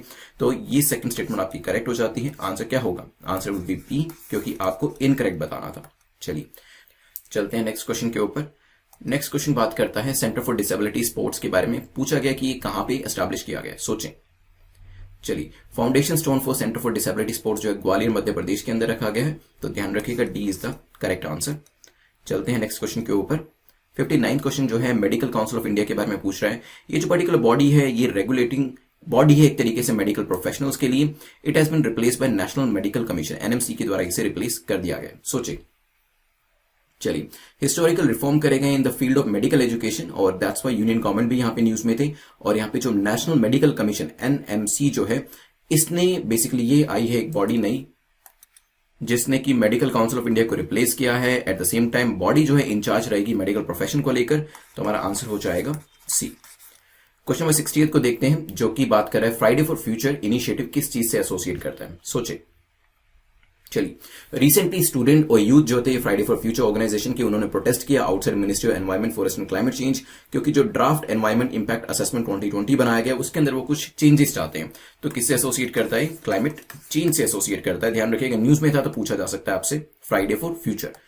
क्वेश्चन नंबर 61 को देखते हैं। Which of the following countries are in dispute concerning Nagorno Karabakh region. काफी बार मैंने डिस्कस किया। कल का जो हमारा सुबह 7 AM पे जो करंट अफेयर्स रहता है नेटमॉक के दूसरे चैनल के ऊपर, वहां पर भी मैंने आपसे इसके बारे में पूछा था।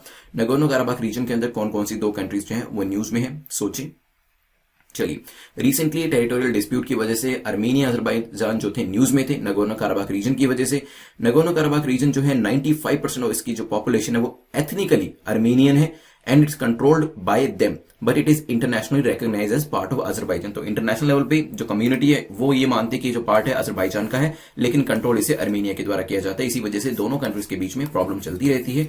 ए is the correct answer. Map के ऊपर देखिए, so this is Azerbaijan, Armenia and this is the region. चलते हैं 62nd क्वेश्चन के ऊपर जो कि रेफरेंडम ऑन फ्री मूवमेंट को लेकर है। दो स्टेटमेंट दे रखी है। पहली स्टेटमेंट कहती है Switzerland is a member of EU. Switzerland EU का मेंबर है।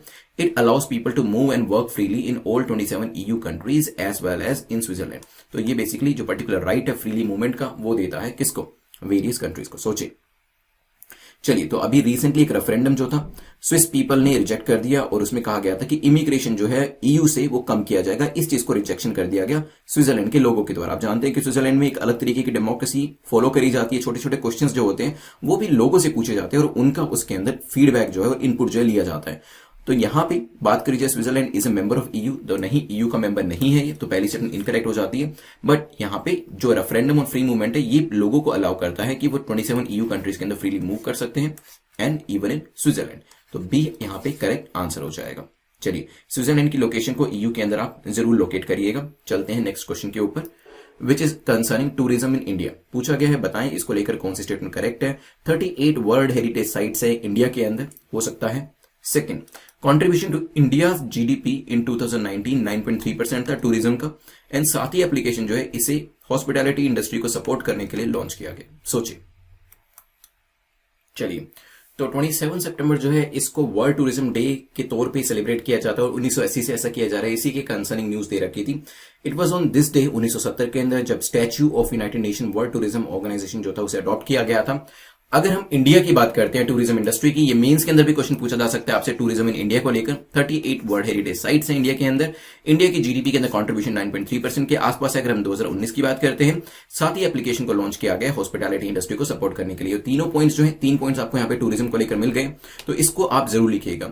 साथ ही एप्लीकेशन के बारे में अगर मैं आपको बताऊं सो it is an initiative of ministry of tourism and quality council of India जिन्होंने साथ में इसको लॉन्च किया है। और इससे क्या होगा, जो एक कॉन्फिडेंस होता है लोगों का हमारे टूरिज्म को लेकर, हमारे यहाँ पे हॉस्पिटैलिटी इंडस्ट्री को लेकर, वो उनके अंदर इंस्टॉल किया जा सकेगा। इस एप्लीकेशन के थ्रू चीजों को ट्रांसपेरेंट बनाने की कोशिश करी जा रही है, तो C will be the correct answer. चलिए नेक्स्ट क्वेश्चन को देखते हैं, which is 64th।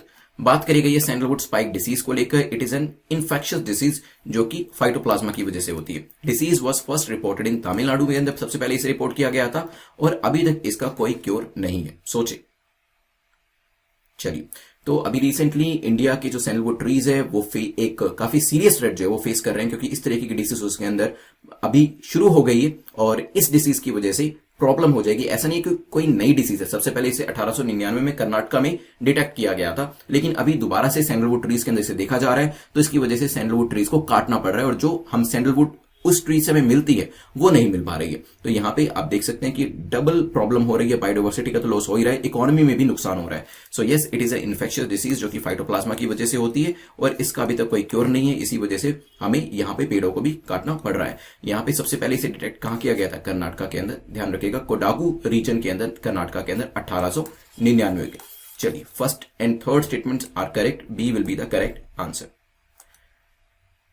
65th question जो है डिफेंस एक्विजिशन प्रोसीजर को लेके, डैप को लेके पूछा गया है। It contains policies and procedure for procurement and acquisition from the capital budget of MoD. MoD के जो कैपिटल बजट होता है वहां से कुछ भी प्रोक्योरमेंट करना होता है, ये उसके बारे में पॉलिसीज एंड प्रोसीजर कंटेन करता है। The first defence procurement procedure DPP was promulgated in 2002। पहला डीपीपी जो था 2002 के अंदर प्रोमलगेट किया गया था। सोचे। चलिए, रिसेंटली जो है DAP, that is defence acquisition procedure जो है, जिसे पहले डीपीपी कहा जाता था, डिफेंस प्रोक्योरमेंट प्रोसीजर कहा जाता था, इसे रिलीज किया गया मिनिस्ट्री ऑफ डिफेंस के द्वारा। तो ध्यान रखिएगा, बात करी जाए तो यस, ये 2002 में आया था डीपीपी, बाद में इसका नाम बदल के डीएपी कर दिया गया। इसके अंदर पॉलिसीज और प्रोसीजर होते हैं कि जो कैपिटल बजट है उसके थ्रू कैसे कैपिटल्स को एक्वायर करना है। So C will be the correct answer, ध्यान रखिएगा। So this is about the DPP. चलते हैं नेक्स्ट क्वेश्चन के ऊपर, विच इज क्वेश्चन नंबर 66, जो कि डिफेंस एक्सेलेंस के अंदर इनोवेशन को लेकर है। कहा गया है कि it is an initiative taken by the government to contribute towards the modernisation. Defence industry के अंदर मॉडर्नाइजेशन के लिए हम इनोवेशन फॉर डिफेंस एक्सेलेंस, डेफेक्स करके या फिर आईडेक्स कहते हैं, इसे आईडेक्स करके लेके आए हैं। तो यहाँ पे it was launched by government in 2018 में इसे लॉन्च किया गया था और फंडिंग जो है इसकी, it will be funded and managed by DRDO. सोचिए। चलिए, सबसे पहले तो ये देख लीजिए कि फंड किसके द्वारा किया जा रहा है। It is funded by DIO, defence innovation organisation, ना कि डीआरडीओ। तो तीसरी स्टेटमेंट वैसे ही इनकरेक्ट हो जाती है। बात करी जाए तो यस, नाम से ही पता चल रहा था, जिसे शॉर्ट में आईडेक्स कहा जाता है। इनोवेशन की बात करी जाएगी, आप जानते हैं कि इंडिया यहाँ पे काफी मेहनत कर रहा है कि किस तरीके से जो पूरा इनोवेशन है और मैन्युफैक्चरिंग है डिफेंस प्रोडक्ट को लेकर, वो इंडिया के अंदर ही हम कर सके। आज भी मुझे याद है कि न्यूज़पेपर के अंदर दिया गया था कि एक नई पिस्टल जो है 9mm की, उसे यहाँ पे बनाया गया है और हो सकता है आगे आने वाले टाइम में इसे एक्सपोर्ट भी किया जाए। तो हम काफी कोशिश कर रहे हैं कि हमें बाहर से हथियार जो है इंपोर्ट ना करने पड़े, क्योंकि बहुत ज्यादा फॉरेन एक्सचेंज इसके अंदर लग जाता है, बहुत ज्यादा पैसा हमें देना पड़ता है।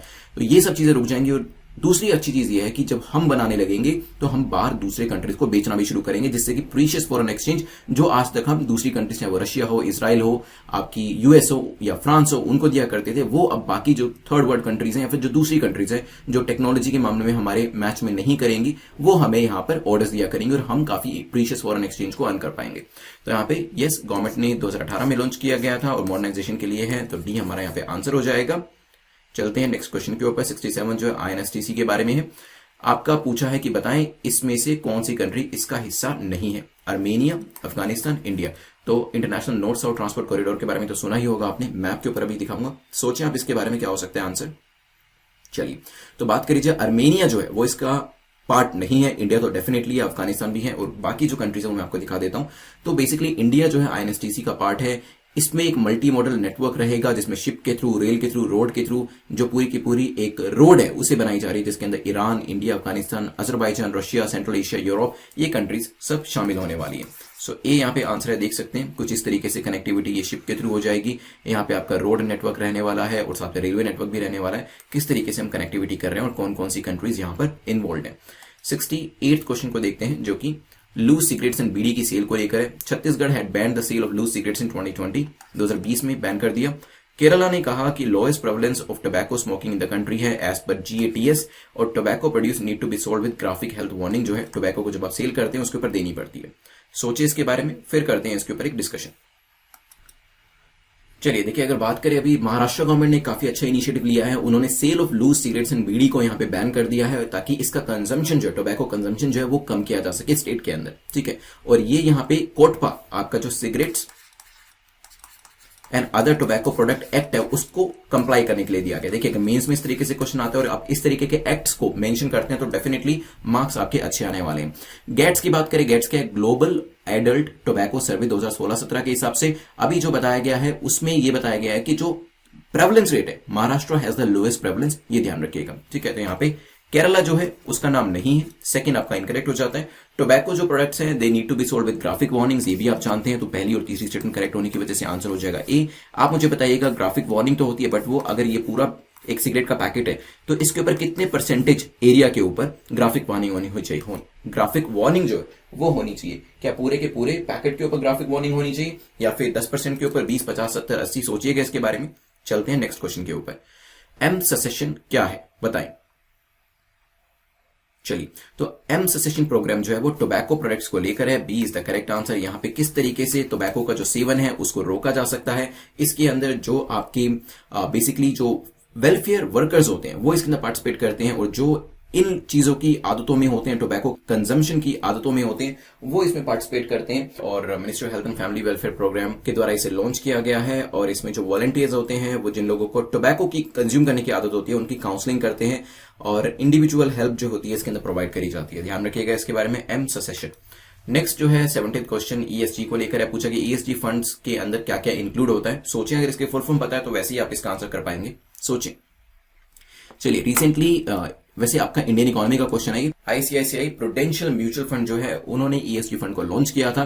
ईएसजी फंड की बात करी जाए तो fund is regulated by security exchange board of India, SEBI के द्वारा इसे रेगुलेट किया गया है। इसमें ईएसजी में ई stands for environment, S stands for social, ji stands for governance. तो तीनों ही यहां पर आप देख सकते हैं, एनवायरमेंट की बात हो रही है, गवर्नेंस की बात हो रही है और सोशल रिस्पॉन्सिबिलिटी की बात हो रही है, तो डी इसका आंसर हो जाएगा, ठीक है। ध्यान रखिएगा, पहले एसबीआई ने भी इस तरीके के फंड्स निकाले हैं। इसमें क्या होता है, बेसिकली फंड में इन्वेस्टमेंट ऐसी एरियाज, ऐसी कंपनीज में करी जाती है जो कि तीनों क्राइटेरिया को मीट कर रही होती है, इस तरीके का ये फंड होता है। ग्रीन फंड भी इसे आप कह सकते हैं इन ए क्रूड मैनर। चलते हैं नेक्स्ट क्वेश्चन 71 के ऊपर जो कि नमामि गंगे प्रोग्राम को लेकर है। पूछा गया नमामि गंगे प्रोग्राम के बारे में बताएं, कौन सी स्टेटमेंट आपकी ठीक है। It is an integrated conservation mission. Prime minister ने इनॉग्रेट किया है 6 मेगा प्रोजेक्ट्स उत्तराखंड के अंदर। Haridwar Rishikesh zone contributes about 80% waste water load into the river Ganga. तो ये जो पर्टिकुलर जोन है 80% जो वेस्ट वाटर है वो यहीं से ही अनलोड किया जाता है। सोचें इसके बारे में, करते हैं फिर इसके ऊपर एक डिस्कशन। चलिए, रिसेंटली प्राइम मिनिस्टर जो है, और क्योंकि प्राइम मिनिस्टर ने इनॉग्रेट किए 6 मेगा प्रोजेक्ट्स उत्तराखंड के अंदर under Namami Gange mission, that's why question बन सकता है यहाँ पे yes it is an integrated conservation mission. यहाँ पे सेकंड स्टेटमेंट मैंने आपको बताई थी, बिल्कुल करेक्ट है। और हरिद्वार ऋषिकेश का जो जोन है ये भी काफी न्यूज में था क्योंकि सबसे ज्यादा रिवर गंगा को पोल्यूट करने के लिए जो जोन रिस्पॉन्सिबल है दिस इज द वन, ठीक है। तो ध्यान रखिएगा इस चीज के बारे में। आंसर हमारा क्या हो जाएगा, तीनों स्टेटमेंट्स हमारी करेक्ट है, C will be the correct answer. Ganga Avlokan क्या है, सोचिए इसके बारे में। 4 ऑप्शन आपके सामने, गंगा अवलोकन। चलिए, तो यहां पे फर्स्ट म्यूजियम जो है इनॉग्रेट किया गया है गंगा के लिए, सो this is what, this is a museum, ठीक है। चलिए, चलते हैं नेक्स्ट क्वेश्चन के ऊपर। नेक्स्ट क्वेश्चन बात करता है हड़प्पन सिविलाइजेशन को लेकर। पूछा गया हड़प्पन सिविलाइजेशन को लेकर बताएं कौन सी स्टेटमेंट आपकी करेक्ट है, कौन सा कथन आपका सही है। It nourished around 3500 BCE in the western part of South Asia. हो सकता है it was home to the largest of the 4 ancient urban civilisation. उस वक्त 4 अर्बन सिविलाइजेशन हुआ करती थी और उनमें से ये एक थी। It was a trade based civilisation जिसको ओवरसीज ट्रेड लिंक भी थे, खासतौर पे मेसोपोटामिया के साथ। सोचे, चलिए देखिए, अगर आप एनसीईआरटी पढ़ेंगे this is a very famous statement की ये जो पर्टिकुलर सिविलाइजेशन का जन्म हुआ था 2500 BCE में हुआ था। तो काफी इंपॉर्टेंट फैक्ट है, ध्यान रखिएगा। पहली स्टेटमेंट इनकरेक्ट हो जाती है, but yes it was home to the largest of the 4 civilisation. तो 4 कौन कौन सी थी, जल्दी से नाम बताएं। देखिए, एक तो यहीं पे दिया है आपका, एक तो इंडस वैली सिविलाइजेशन हो गई, एक मेसोपोटामिया हो गई, एक आपकी चाइनीज हो गई और एक आपकी इजिप्शियन हो गई, ठीक है। तो 4 मेजर सिविलाइजेशन थी, उसमें से एक थी। मेसोपोटामिया के साथ लिंक्स भी थे क्योंकि काफी सारी सील्स जो है वो मेसोपोटामिया के अंदर मिली और मेसोपोटामिया की काफी सारी सील्स इंडिया के अंदर पाई गई है। आंसर क्या हो जाएगा यहाँ पे, सेकंड और थर्ड स्टेटमेंट आपकी करेक्ट है, C will be the correct answer. 74th question को देखते हैं जो कि डेनमार्क को लेके है। इसकी लोकेशन को लेकर बेसिकली पूछा गया है, नेबरिंग कंट्रीज पूछी गई है। India and kingdom of Denmark ने अभी एक ग्रीन स्ट्रेटेजिक पार्टनरशिप जो है उसको लॉन्च किया है सस्टेनेबल सोल्यूशन लाने के लिए, तो that's why this question is formed. Denmark को लेकर क्वेश्चन पूछा जा सकता है, लोकेशन को लेकर सोचे क्या आंसर होगा। चलिए देखते हैं, स्वीडन इसके नॉर्थ में है, नॉर्वे इसके ईस्ट में है कि नहीं, और यूके इसके वेस्ट में है कि नहीं है। चलिए सो डेनमार्क कहाँ है, दिस इज डेनमार्क। यूके कहाँ है, यूके वेस्ट में है, नॉर्वे और स्वीडन जो है वो इसके नॉर्थ में है, स्वीडन जो है नॉर्थ में है, यूके इसके वेस्ट में है। क्या यूके इसके वेस्ट में, let's see again, yes UK इसके वेस्ट में है, लेकिन नॉर्वे जो है इसके नॉर्थ में है, ईस्ट में नहीं है, ध्यान रखिएगा। दैट्स वाई सेकंड जो आपका यहाँ पे स्टेटमेंट है वो करेक्ट इनकरेक्ट हो जाता है, so answer will be B. चलिए ध्यान से देखिएगा, ईयू की लोकेशन काफी इंपॉर्टेंट है। चलते हैं नेक्स्ट क्वेश्चन के ऊपर। Next question 75th green strategic partnership को लेकर है, पूछा गया बताएं जीएसपी को लेकर कौन सी स्टेटमेंट आपकी करेक्ट है। The partnership will focus on expanding economic ties, green growth and cooperation on global challenges such as climate change. हो सकता है Spanish companies with niche technology and expertise have to help India in meeting its air pollution control targets. सोचें इसके बारे में। चलिए तो यहां पे देखो बात करी जाए तो यस पार्टनरशिप जो है अभी करी गई है ग्रीन स्ट्रेटेजिक पार्टनरशिप, और ये करी गई है बेसिकली इंडिया और दानिश कंपनीज के बीच में, ठीक है। तो डेनमार्क और इंडिया ने इसे साइन किया है। Partnership will focus on expanding economic ties को बढ़ाया जाएगा, ग्रीन ग्रोथ को बढ़ाया जाएगा। Green growth is a term to describe a path of economic growth that uses natural resources, मतलब नेचुरल रिसोर्सेज को यूज करते हुए इकोनॉमिक ग्रोथ हमें करनी है। दानिश कंपनीज के पास टेक्नोलॉजी है और वो इस चीज में हमें हेल्प भी करने वाले हैं। तो स्पेनिश कंपनीज इज इनकरेक्ट, पहली स्टेटमेंट करेक्ट हो जाती है, आंसर आपका हो जाएगा ए। चलते हैं 76 क्वेश्चन के ऊपर। 76 क्वेश्चन जो है पूछ रहा है कि partnership for maternal, newborn and child health के बारे में बताएं कौन सी स्टेटमेंट करेक्ट है। Union minister of health and family welfare ने इसमें पार्टिसिपेट किया है। थीम इस बार का दिया है protection gains in reproductive maternal and child health from the Covid pandemic, ये भी थीम हो सकता है। और इवेंट को कोहोस्ट किया WRA एंड EWEC ने। सोचिए चलिए तो recently union minister of health and family welfare ने इसके अंदर पार्टिसिपेट किया था इस पर्टिकुलर इवेंट के अंदर, दैट्स व्हाई ये न्यूज में था। तो यहाँ पे तीसरी स्टेटमेंट आपकी करेक्ट हो जाती है। इस बार को जो थीम दिया है इस पर्टिकुलर इवेंट का वो भी सही है, protecting gains in reproductive maternal and child health from the Covid pandemic. Eight the same time किसने इसे को होस्ट किया है, WRA एंड EWEC ने, ये भी हमारा करेक्ट हो जाता है। So B is the correct answer. चलिए क्वेश्चन नंबर 77 को देखते हैं। पूछा गया है कि कोंगो फीवर के लेकर बताएं इनकरेक्ट स्टेटमेंट कौन सी है, कौन सा स्टेटमेंट यहाँ पे गलत है। It was first, this is first discovered in China in 1944, इसे 1944 में चाइना में सबसे पहले खोजा गया था। It is caused by a monkey virus, Nairo virus कहते हैं जिसे, ऑफ द बोनियोवायराइड फैमिली, ठीक है। तो मंकी वायरस से ये आया है, कोज होता है। It is endemic in all Africa, the Balkans, the Middle East and Asia. तो कहां पे पाया जाता है वो आपको बताया, सोचें फिर करते हैं डिस्कशन। चलिए तो पालघर एडमिनिस्ट्रेशन रिसेंटली न्यूज में थी, उन्होंने कहा है बेसिकली कि यहां पे कोंगो फीवर का स्प्रेड हो सकता है। महाराष्ट्र का एक डिस्ट्रिक्ट है बेसिकली, वहां पर कहा गया है कि पहले ये जो क्रीमिया के अंदर डिस्कवर किया गया था 1944 में, ये पर्टिकुलर कोंगो फीवर ये फैल सकता है पालघर डिस्ट्रिक्ट के अंदर भी। देयरफॉर अथॉरिटीज जो है बिल्कुल तैयार थी कि इस तरीके की चीज अगर होती है तो उसे रोका जा सके, ठीक है। So first it was discovered in China, तो नहीं चाइना में नहीं, क्रीमिया में इसको पहली बार डिस्कवर किया गया था, ध्यान रखिएगा। It is caused bye monkey virus, तो ये स्टेटमेंट हमारी गलत है। इट इज कोज्ड बाय क्या, टिक्स के द्वारा ये होता है, तो ये चीज ध्यान रखिएगा, मंकीज के द्वारा नहीं होता। टिक्स मैं भी आपको पिक्चर में दिखाऊंगा किस तरीके से दिखते हैं। थर्ड स्टेटमेंट आपकी जो है वो करेक्ट है। कहां पे होता है, अफ्रीकन, बल्कान्स, मिडिल ईस्ट कंट्री के अंदर। इट इज एंडेमिक, तो आपका आंसर क्या हो जाएगा, आपको इनकरेक्ट बताना था, B is the correct answer. Ticks के थ्रू ये जानवरों में होता है और फिर ये इंसानों के अंदर भी फैल सकता है। 78 क्वेश्चन को देखते हैं जो कि एमनेस्टी इंटरनेशनल को लेके है। ये एक इंटरनेशनल नॉन गवर्नमेंटल ऑर्गेनाइजेशन है। न्यूयॉर्क में 1961 में इसे फाउंड किया गया था and it has its registered office in Bangalore. Bangalore के अंदर इसका एक रजिस्टर्ड ऑफिस है। सोचिए एमनेस्टी इंटरनेशनल जो है इंडिया के अंदर ह्यूमन राइट्स ऑपरेशन को होल्ड कर दिया गया है, क्योंकि बीच में इसके अगेंस्ट में कुछ खबरें भी आई थी और काफी सीबीआई की इंक्वायरी भी इसके अगेंस्ट में स्टार्ट करी गई थी कि पैसे का मिसयूज किया जा रहा है। इसी वजह से जो इसके बैंक अकाउंट्स थे उसको भी फ्रीज किया गया था। यहाँ पे ऑर्गेनाइजेशन हमारे लिए इंपॉर्टेंट हो जाती है, तो अगर डिस्कस किया जाए तो yes it is an international non governmental organisation. पहली स्टेटमेंट आपकी करेक्ट है। रजिस्टर्ड ऑफिस इसका बैंगलोर के अंदर है, ये भी करेक्ट हो जाती है। It was founded in UK London 1961, ठीक है। और इसे नोबेल पीस प्राइज जो है वो भी 1977 में दिया गया था। चलते हैं नेक्स्ट क्वेश्चन के ऊपर, which is question number 79। UAE के स्पेस एक्सप्लोरेशन प्रोग्राम को लेकर क्वेश्चन पूछा गया है कि ये जो है लॉन्च किया जाएगा यहाँ पे मार्स प्रोब, जिसका नाम रखा गया अमल या होप, और जापान से इसे लॉन्च किया जाना है। Second, it mark the Arab world first interplanetary mission. तो ये यूएई का जो स्पेस एक्सप्लोरेशन है अरब वर्ल्ड का पहला इंटरप्लैनेटरी मिशन है।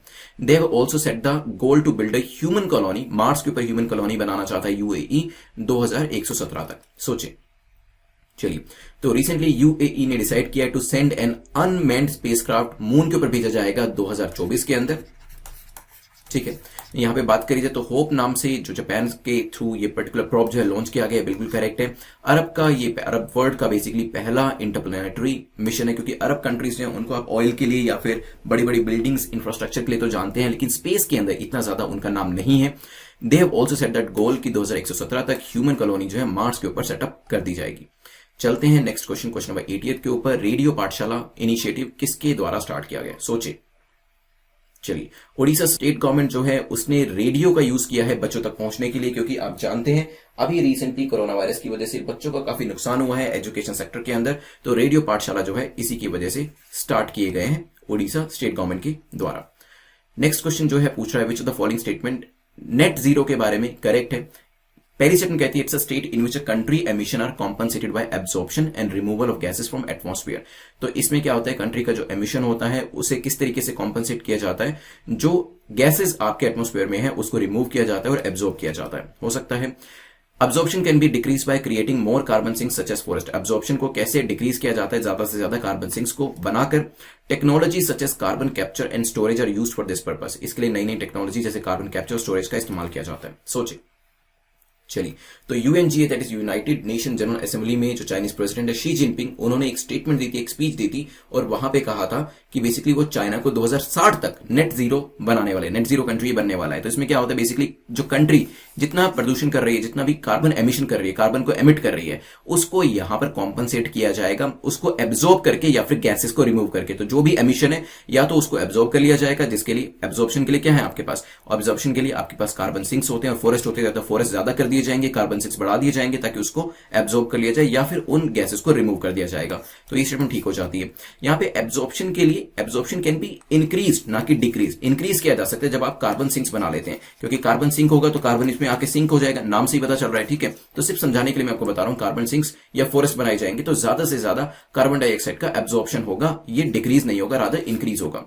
इसके लिए नई नई टेक्नोलॉजीज भी आ रही है, जैसे कि कार्बन कैप्चर स्टोरेज है, ये सब फैसिलिटीज का भी इस्तेमाल किया जाएगा। बी हमारा यहां पे करेक्ट आंसर हो जाता है। चलते हैं नेक्स्ट क्वेश्चन के ऊपर, विच इज क्वेश्चन नंबर 82। पूछा गया कि वाइल्ड लाइफ वीक के बारे में बताएं कौन सी स्टेटमेंट करेक्ट है।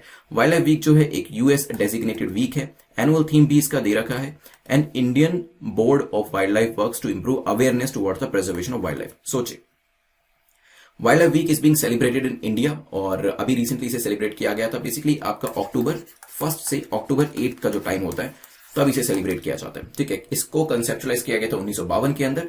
Wild life week is a UN designated week नहीं है। ठीक है, ये चीज ध्यान रखिएगा, ये इंडिया का अपना खुद का कॉन्सेप्ट है। इस बार का जो थीम है वो बिल्कुल करेक्ट है, to promote the preservation of fauna that is animal life. At the same time Indian board for wild life जो है वो भी अवेयरनेस करता है। ये स्टेटमेंट आपकी कॉमन सेंस वाली थी, ये स्टेटमेंट आपकी करेक्ट हो जाती है। डी आपका यहां पर आंसर हो जाएगा।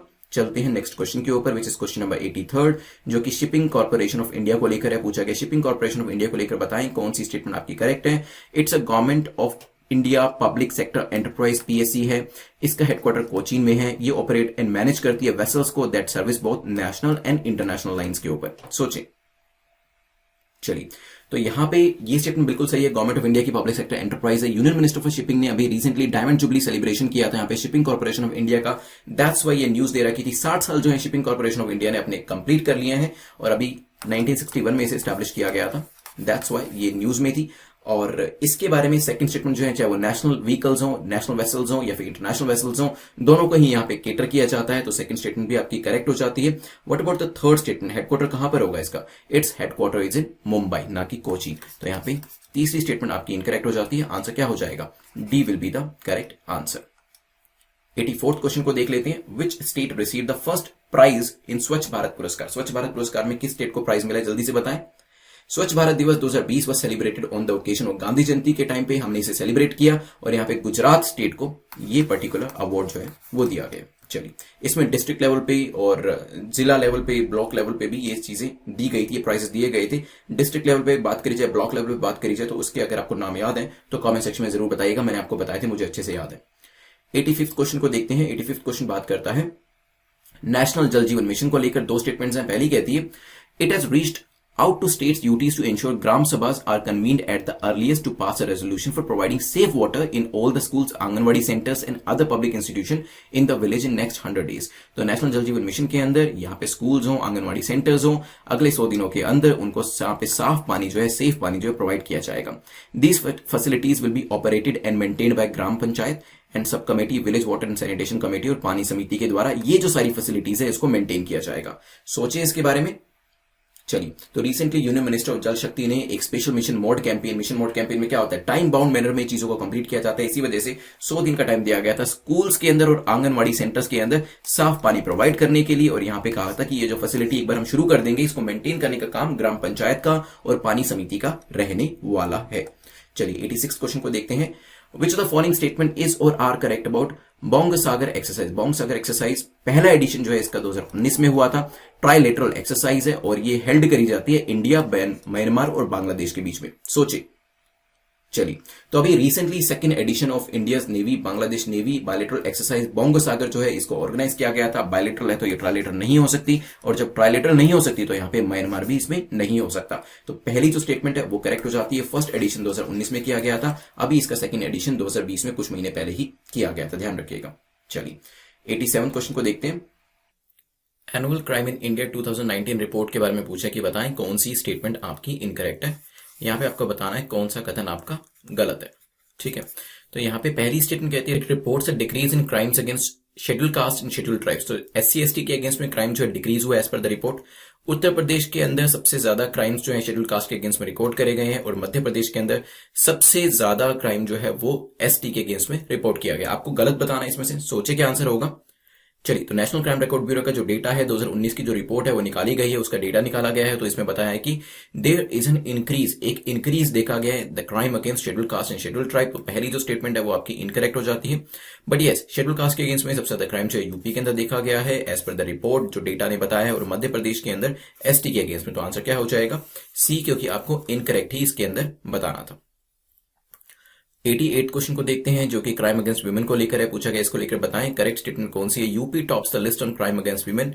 यूपी के अंदर सबसे ज्यादा क्राइम होते हैं वुमेन के अगेंस्ट में. Majority of cases against women were registered under cruelty bye husband और हिज रिलेटिव. तो ज्यादातर केसेस जो है वो किसके अंतर्गत, किस पर्टिकुलर यहाँ पे व्यक्ति के अगेंस्ट में करे जाते हैं, तो हस्बैंड या उनके रिलेटिव के अगेंस्ट में रजिस्टर किए जाते हैं. सोचिए.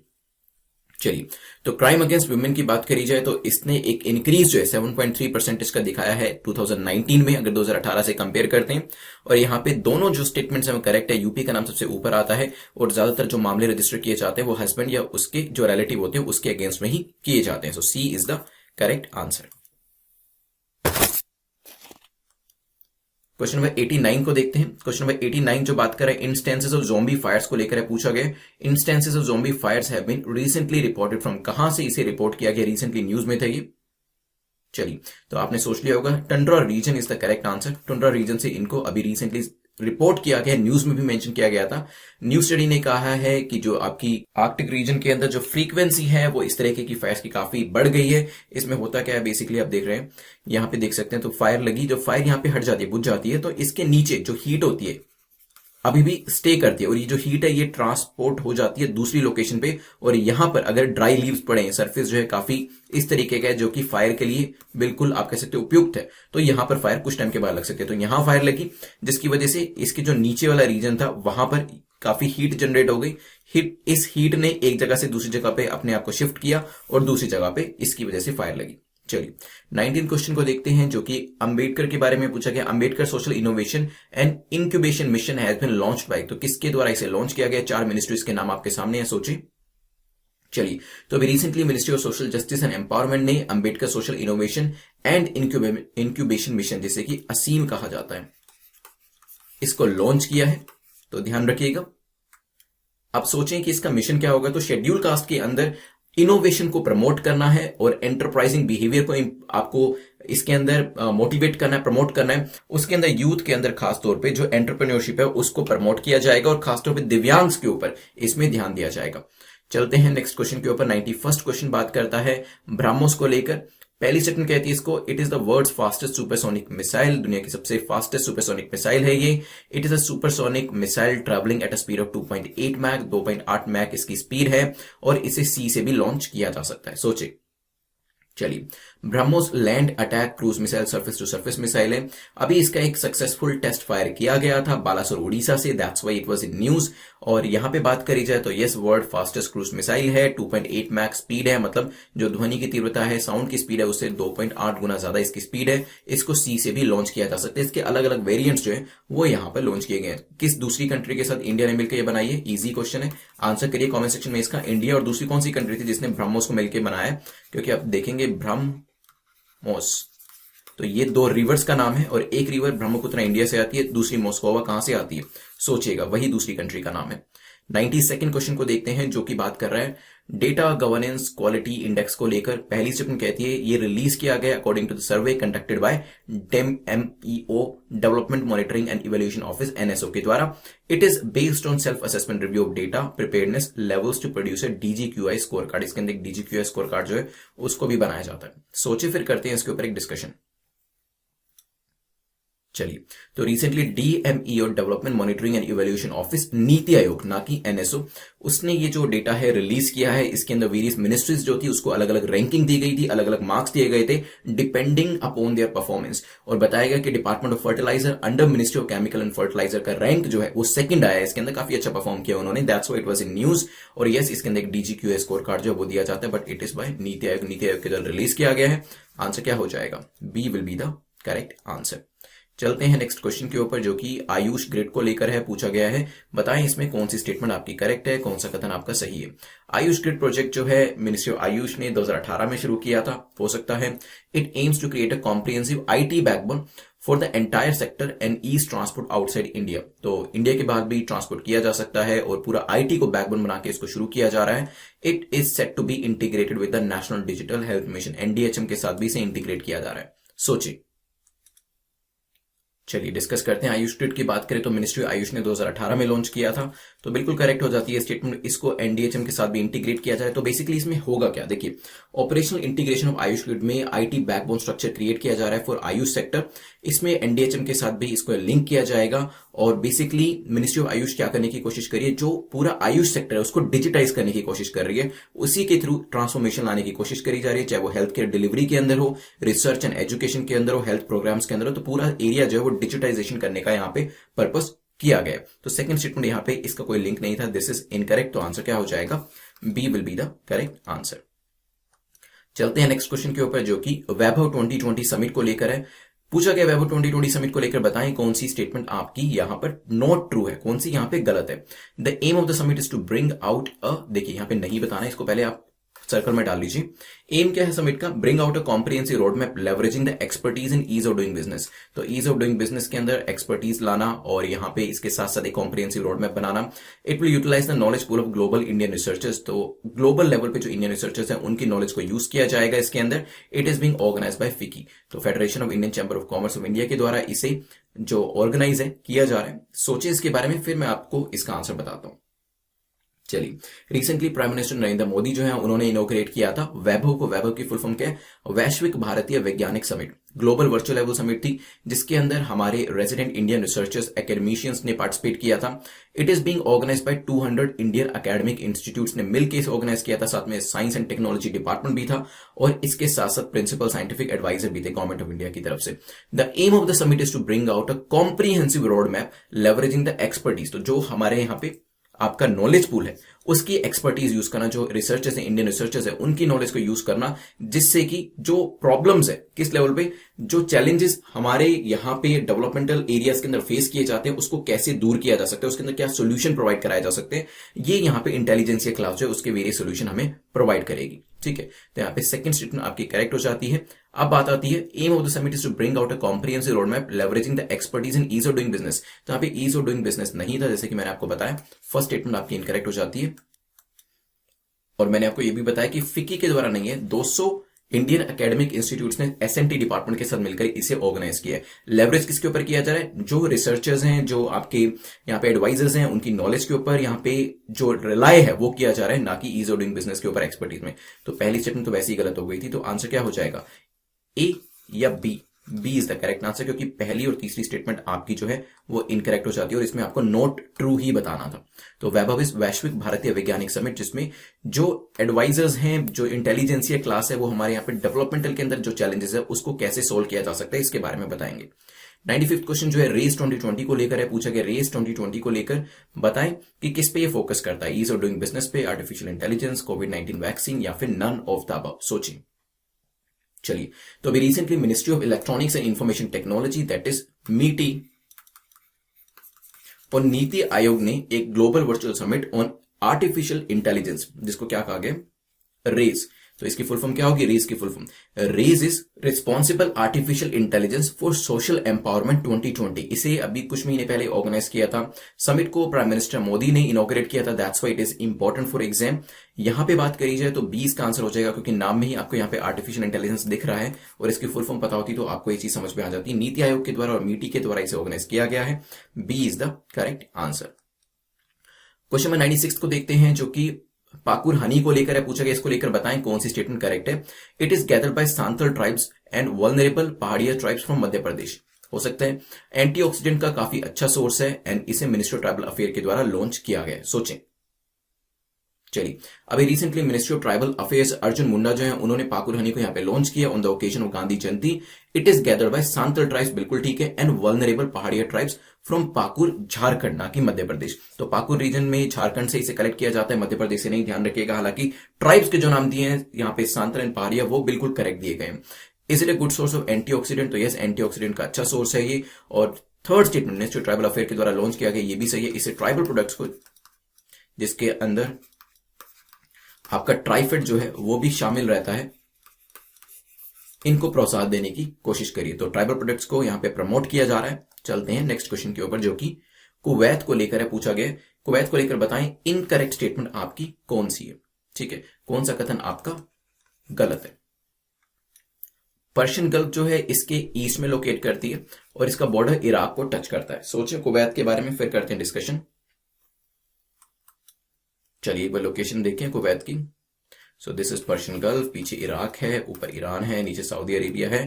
तो यहाँ पे लैंड बॉर्डर इराक के साथ टच हो रहा है। Yes, it shares land border with Iraq, ये तो स्टेटमेंट करेक्ट हो जाती है आपकी।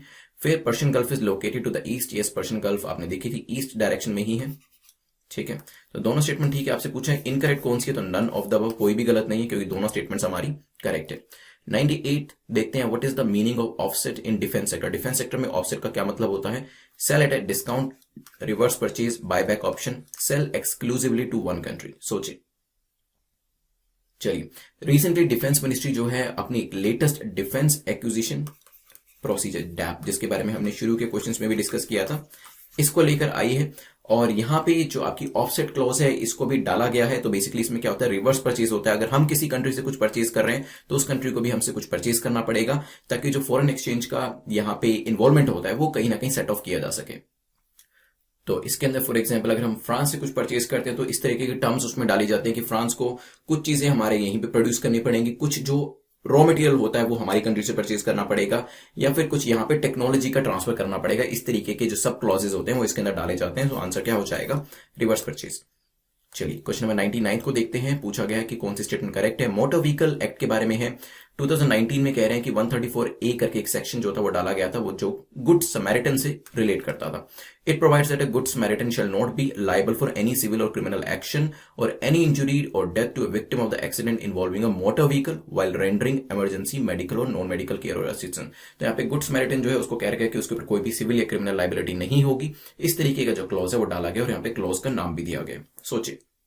चलिए देखिए, जब भी एक्सीडेंट होता है तो आसपास के लोग, कई बार देखा होगा आपने कि वो इतना ज्यादा ध्यान नहीं देते हैं, बिकॉज उनको लगता है कि पुलिस के पचड़े में कौन पड़ेगा। बिकॉज जब भी आप यहाँ पे किसी की जान बचाने जाते हैं, कई बार आप ही को फ्रेम कर दिया जाता है, या फिर यहाँ से हॉस्पिटल लेके जाते हैं तब आपसे काफी सारी क्वेश्चनिंग करी जाती है, आपको काफी बार पुलिस स्टेशन में बुलाया जाता था। तो यहाँ पे एक क्लॉज डाली गई है कि गुड समैरिटन, ताकि लोग एक दूसरे की जान बचाएं और सामने निकल के आए। तो यहाँ पे ये कहा गया कि पुलिस जो है आपसे आपका नाम भी नहीं पूछेगी। अगर आपको लगता है आप किसी की हेल्प करना चाहते हैं तो आप उसको हॉस्पिटल तक लेके जा सकते हैं, आप उसकी जान बचा सकते हैं। और यहां पे पुलिस के चक्कर में आपको नहीं फंसना पड़ेगा। पुलिस के पास राइट नहीं होगा कि वो आपसे आपका नाम पूछ सके, आपका फोन नंबर ले सके, आपका एड्रेस ले सके, क्योंकि इन्हीं चक्रों से बचने के लिए काफी सारे लोग सामने नहीं निकल के आते हैं और जब भी इस तरीके का एक्सीडेंट होता है हेल्प करने के लिए नहीं आते। तो गवर्नमेंट चाहती है कि लोग जो है हेल्प करने के लिए आए, लेकिन यहां पे जो सबसे बड़ी प्रॉब्लम जो है, सबसे बड़ी जो रोड ब्लॉक है उनके रास्ते में हेल्प करने के लिए वो है कि पुलिस का चक्कर में हमें नहीं पड़ना है। तो उस चीज को ही 134A के हिसाब से खत्म कर दिया गया है कि पुलिस जो है अब आपको परेशान नहीं करेगी, कोई भी सिविल और क्रिमिनल एक्शन आपके अगेंस्ट में नहीं लिया जाएगा।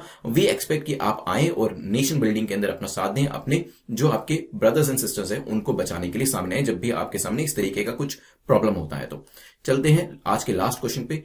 यहां पे क्वेश्चन पूछा गया एस्कॉन फेज 4 नेटवर्क के बारे में पूछा गया, इसको लेकर बताएं कौन सी स्टेटमेंट करेक्ट है। Project is a strategic and theatre area communication network, हो सकता है optical fibre cable, microwave, radio and satellite will be used. इसके अंदर ये पर्टिकुलर टेक्नोलॉजीज का नाम दे रखा है। It will enhance the communication coverage of network closer to international border only. तो इंटरनेशनल बॉर्डर के ऊपर आपका जो कवरेज ऑफ नेटवर्क है वो बढ़ने वाला है। सोचें, फिर करते हैं डिस्कशन। चलिए, काफी लंबे समय से एक डिमांड करी गई थी इंडियन आर्मी के द्वारा और कैबिनेट कमेटी ऑन सिक्योरिटी ने अभी उसे अप्रूवल दिया है। तो यहां पे army static switched communication network, जिसको एस्कॉन कहा जाता है, army static switched communication network phase 4 network जो इसका स्टार्ट किया गया, अप्रूवल दिया गया है। It will enhance the communication coverage of network closer to international border, line of control and line of actual control. तो बॉर्डर के साथ साथ जो इंटरनेशनल बॉर्डर है इसके साथ साथ आपका एलओसी और एलएसी है, यहां पर भी नेटवर्क जो है वो स्ट्रेंथन होने वाला है। ठीक है, सो ओनली की वजह से स्टेटमेंट गलत हो जाती है, बट यस इसमें optical fibre cable, microwave, radio, satellite का यूज किया जाएगा। प्रोजेक्ट जो है इसकी स्ट्रेटेजिक इंपॉर्टेंस तो है ही, क्योंकि यहां पे आर्मी के लिए इसे लॉन्च किया जा रहा है। चलिए, तो आंसर क्या हो जाएगा? B will be the correct answer. So this is your LOC, this is your LAC, और ये आपका बाकी का जो बॉर्डर है that is the international border. तो यहाँ पे कांग्रेचुलेशंस फॉर कंप्लीटिंग 100 एमसीक्यूज। देखिए, अपने आप में कंप्लीट करना 100 एमसीक्यू एक चैलेंज था, बट आप लोगों में से काफी सारे लोगों ने इसे कंप्लीट किया, बीच में नहीं छोड़ा, which is a very fine thing. अभी आप अपने मार्क्स को कमेंट सेक्शन में जरूर लिखिएगा, कितना आपने स्कोर किया है। मैंने आपको बताया था कट ऑफ यहाँ पे आपका 98.5 रखा गया है, तो मार्क्स को कमेंट सेक्शन में जरूर लिखिएगा। 98.5 से ज्यादा है then excellent performance, cut off से ऊपर का स्कोर है। 80 to 98 के बीच का है तो भी आपका स्कोर जो है वो काफी अच्छा है। आप थोड़ी सी मेहनत करके अपर ब्रैकेट में आ सकते हैं। 70 to 79.9 का है देन दोबारा से अटेम्प्ट कर लेना चाहिए आपको, और लेस देन 70 है तो आपको ज्यादा मेहनत करनी पड़ेगी। नोट जरूर बना लीजिएगा, एक्सप्लेनेशन को ध्यान से सुनिएगा। इसकी जो पर्टिकुलर पीडीएफ है वो आपको टेलीग्राम चैनल के ऊपर मिल जाएगी। एवरीडे बेसिस पे वैसे 10 बजे जो आपकी पीडीएफ होती है लेक्चर्स की वो शेयर कर दी जाती है। Thanks for watching. आपका जो भी फीडबैक होता है, आपका कोई भी क्वेश्चन है तो @prince_luthra पे मुझे आप टेलीग्राम कर सकते हैं। सब्सक्राइब कर लीजिएगा चैनल को, बिकॉज जो पर्टिकुलर एमसीक्यूज हमारे रहने वाले हैं और जो अपकमिंग मॉक टेस्ट होने वाले हैं वो इसी आपको चैनल के ऊपर प्रोवाइड कराए जाएंगे। Thanks once again for completing 100 questions. Have a nice day. I will see you very soon.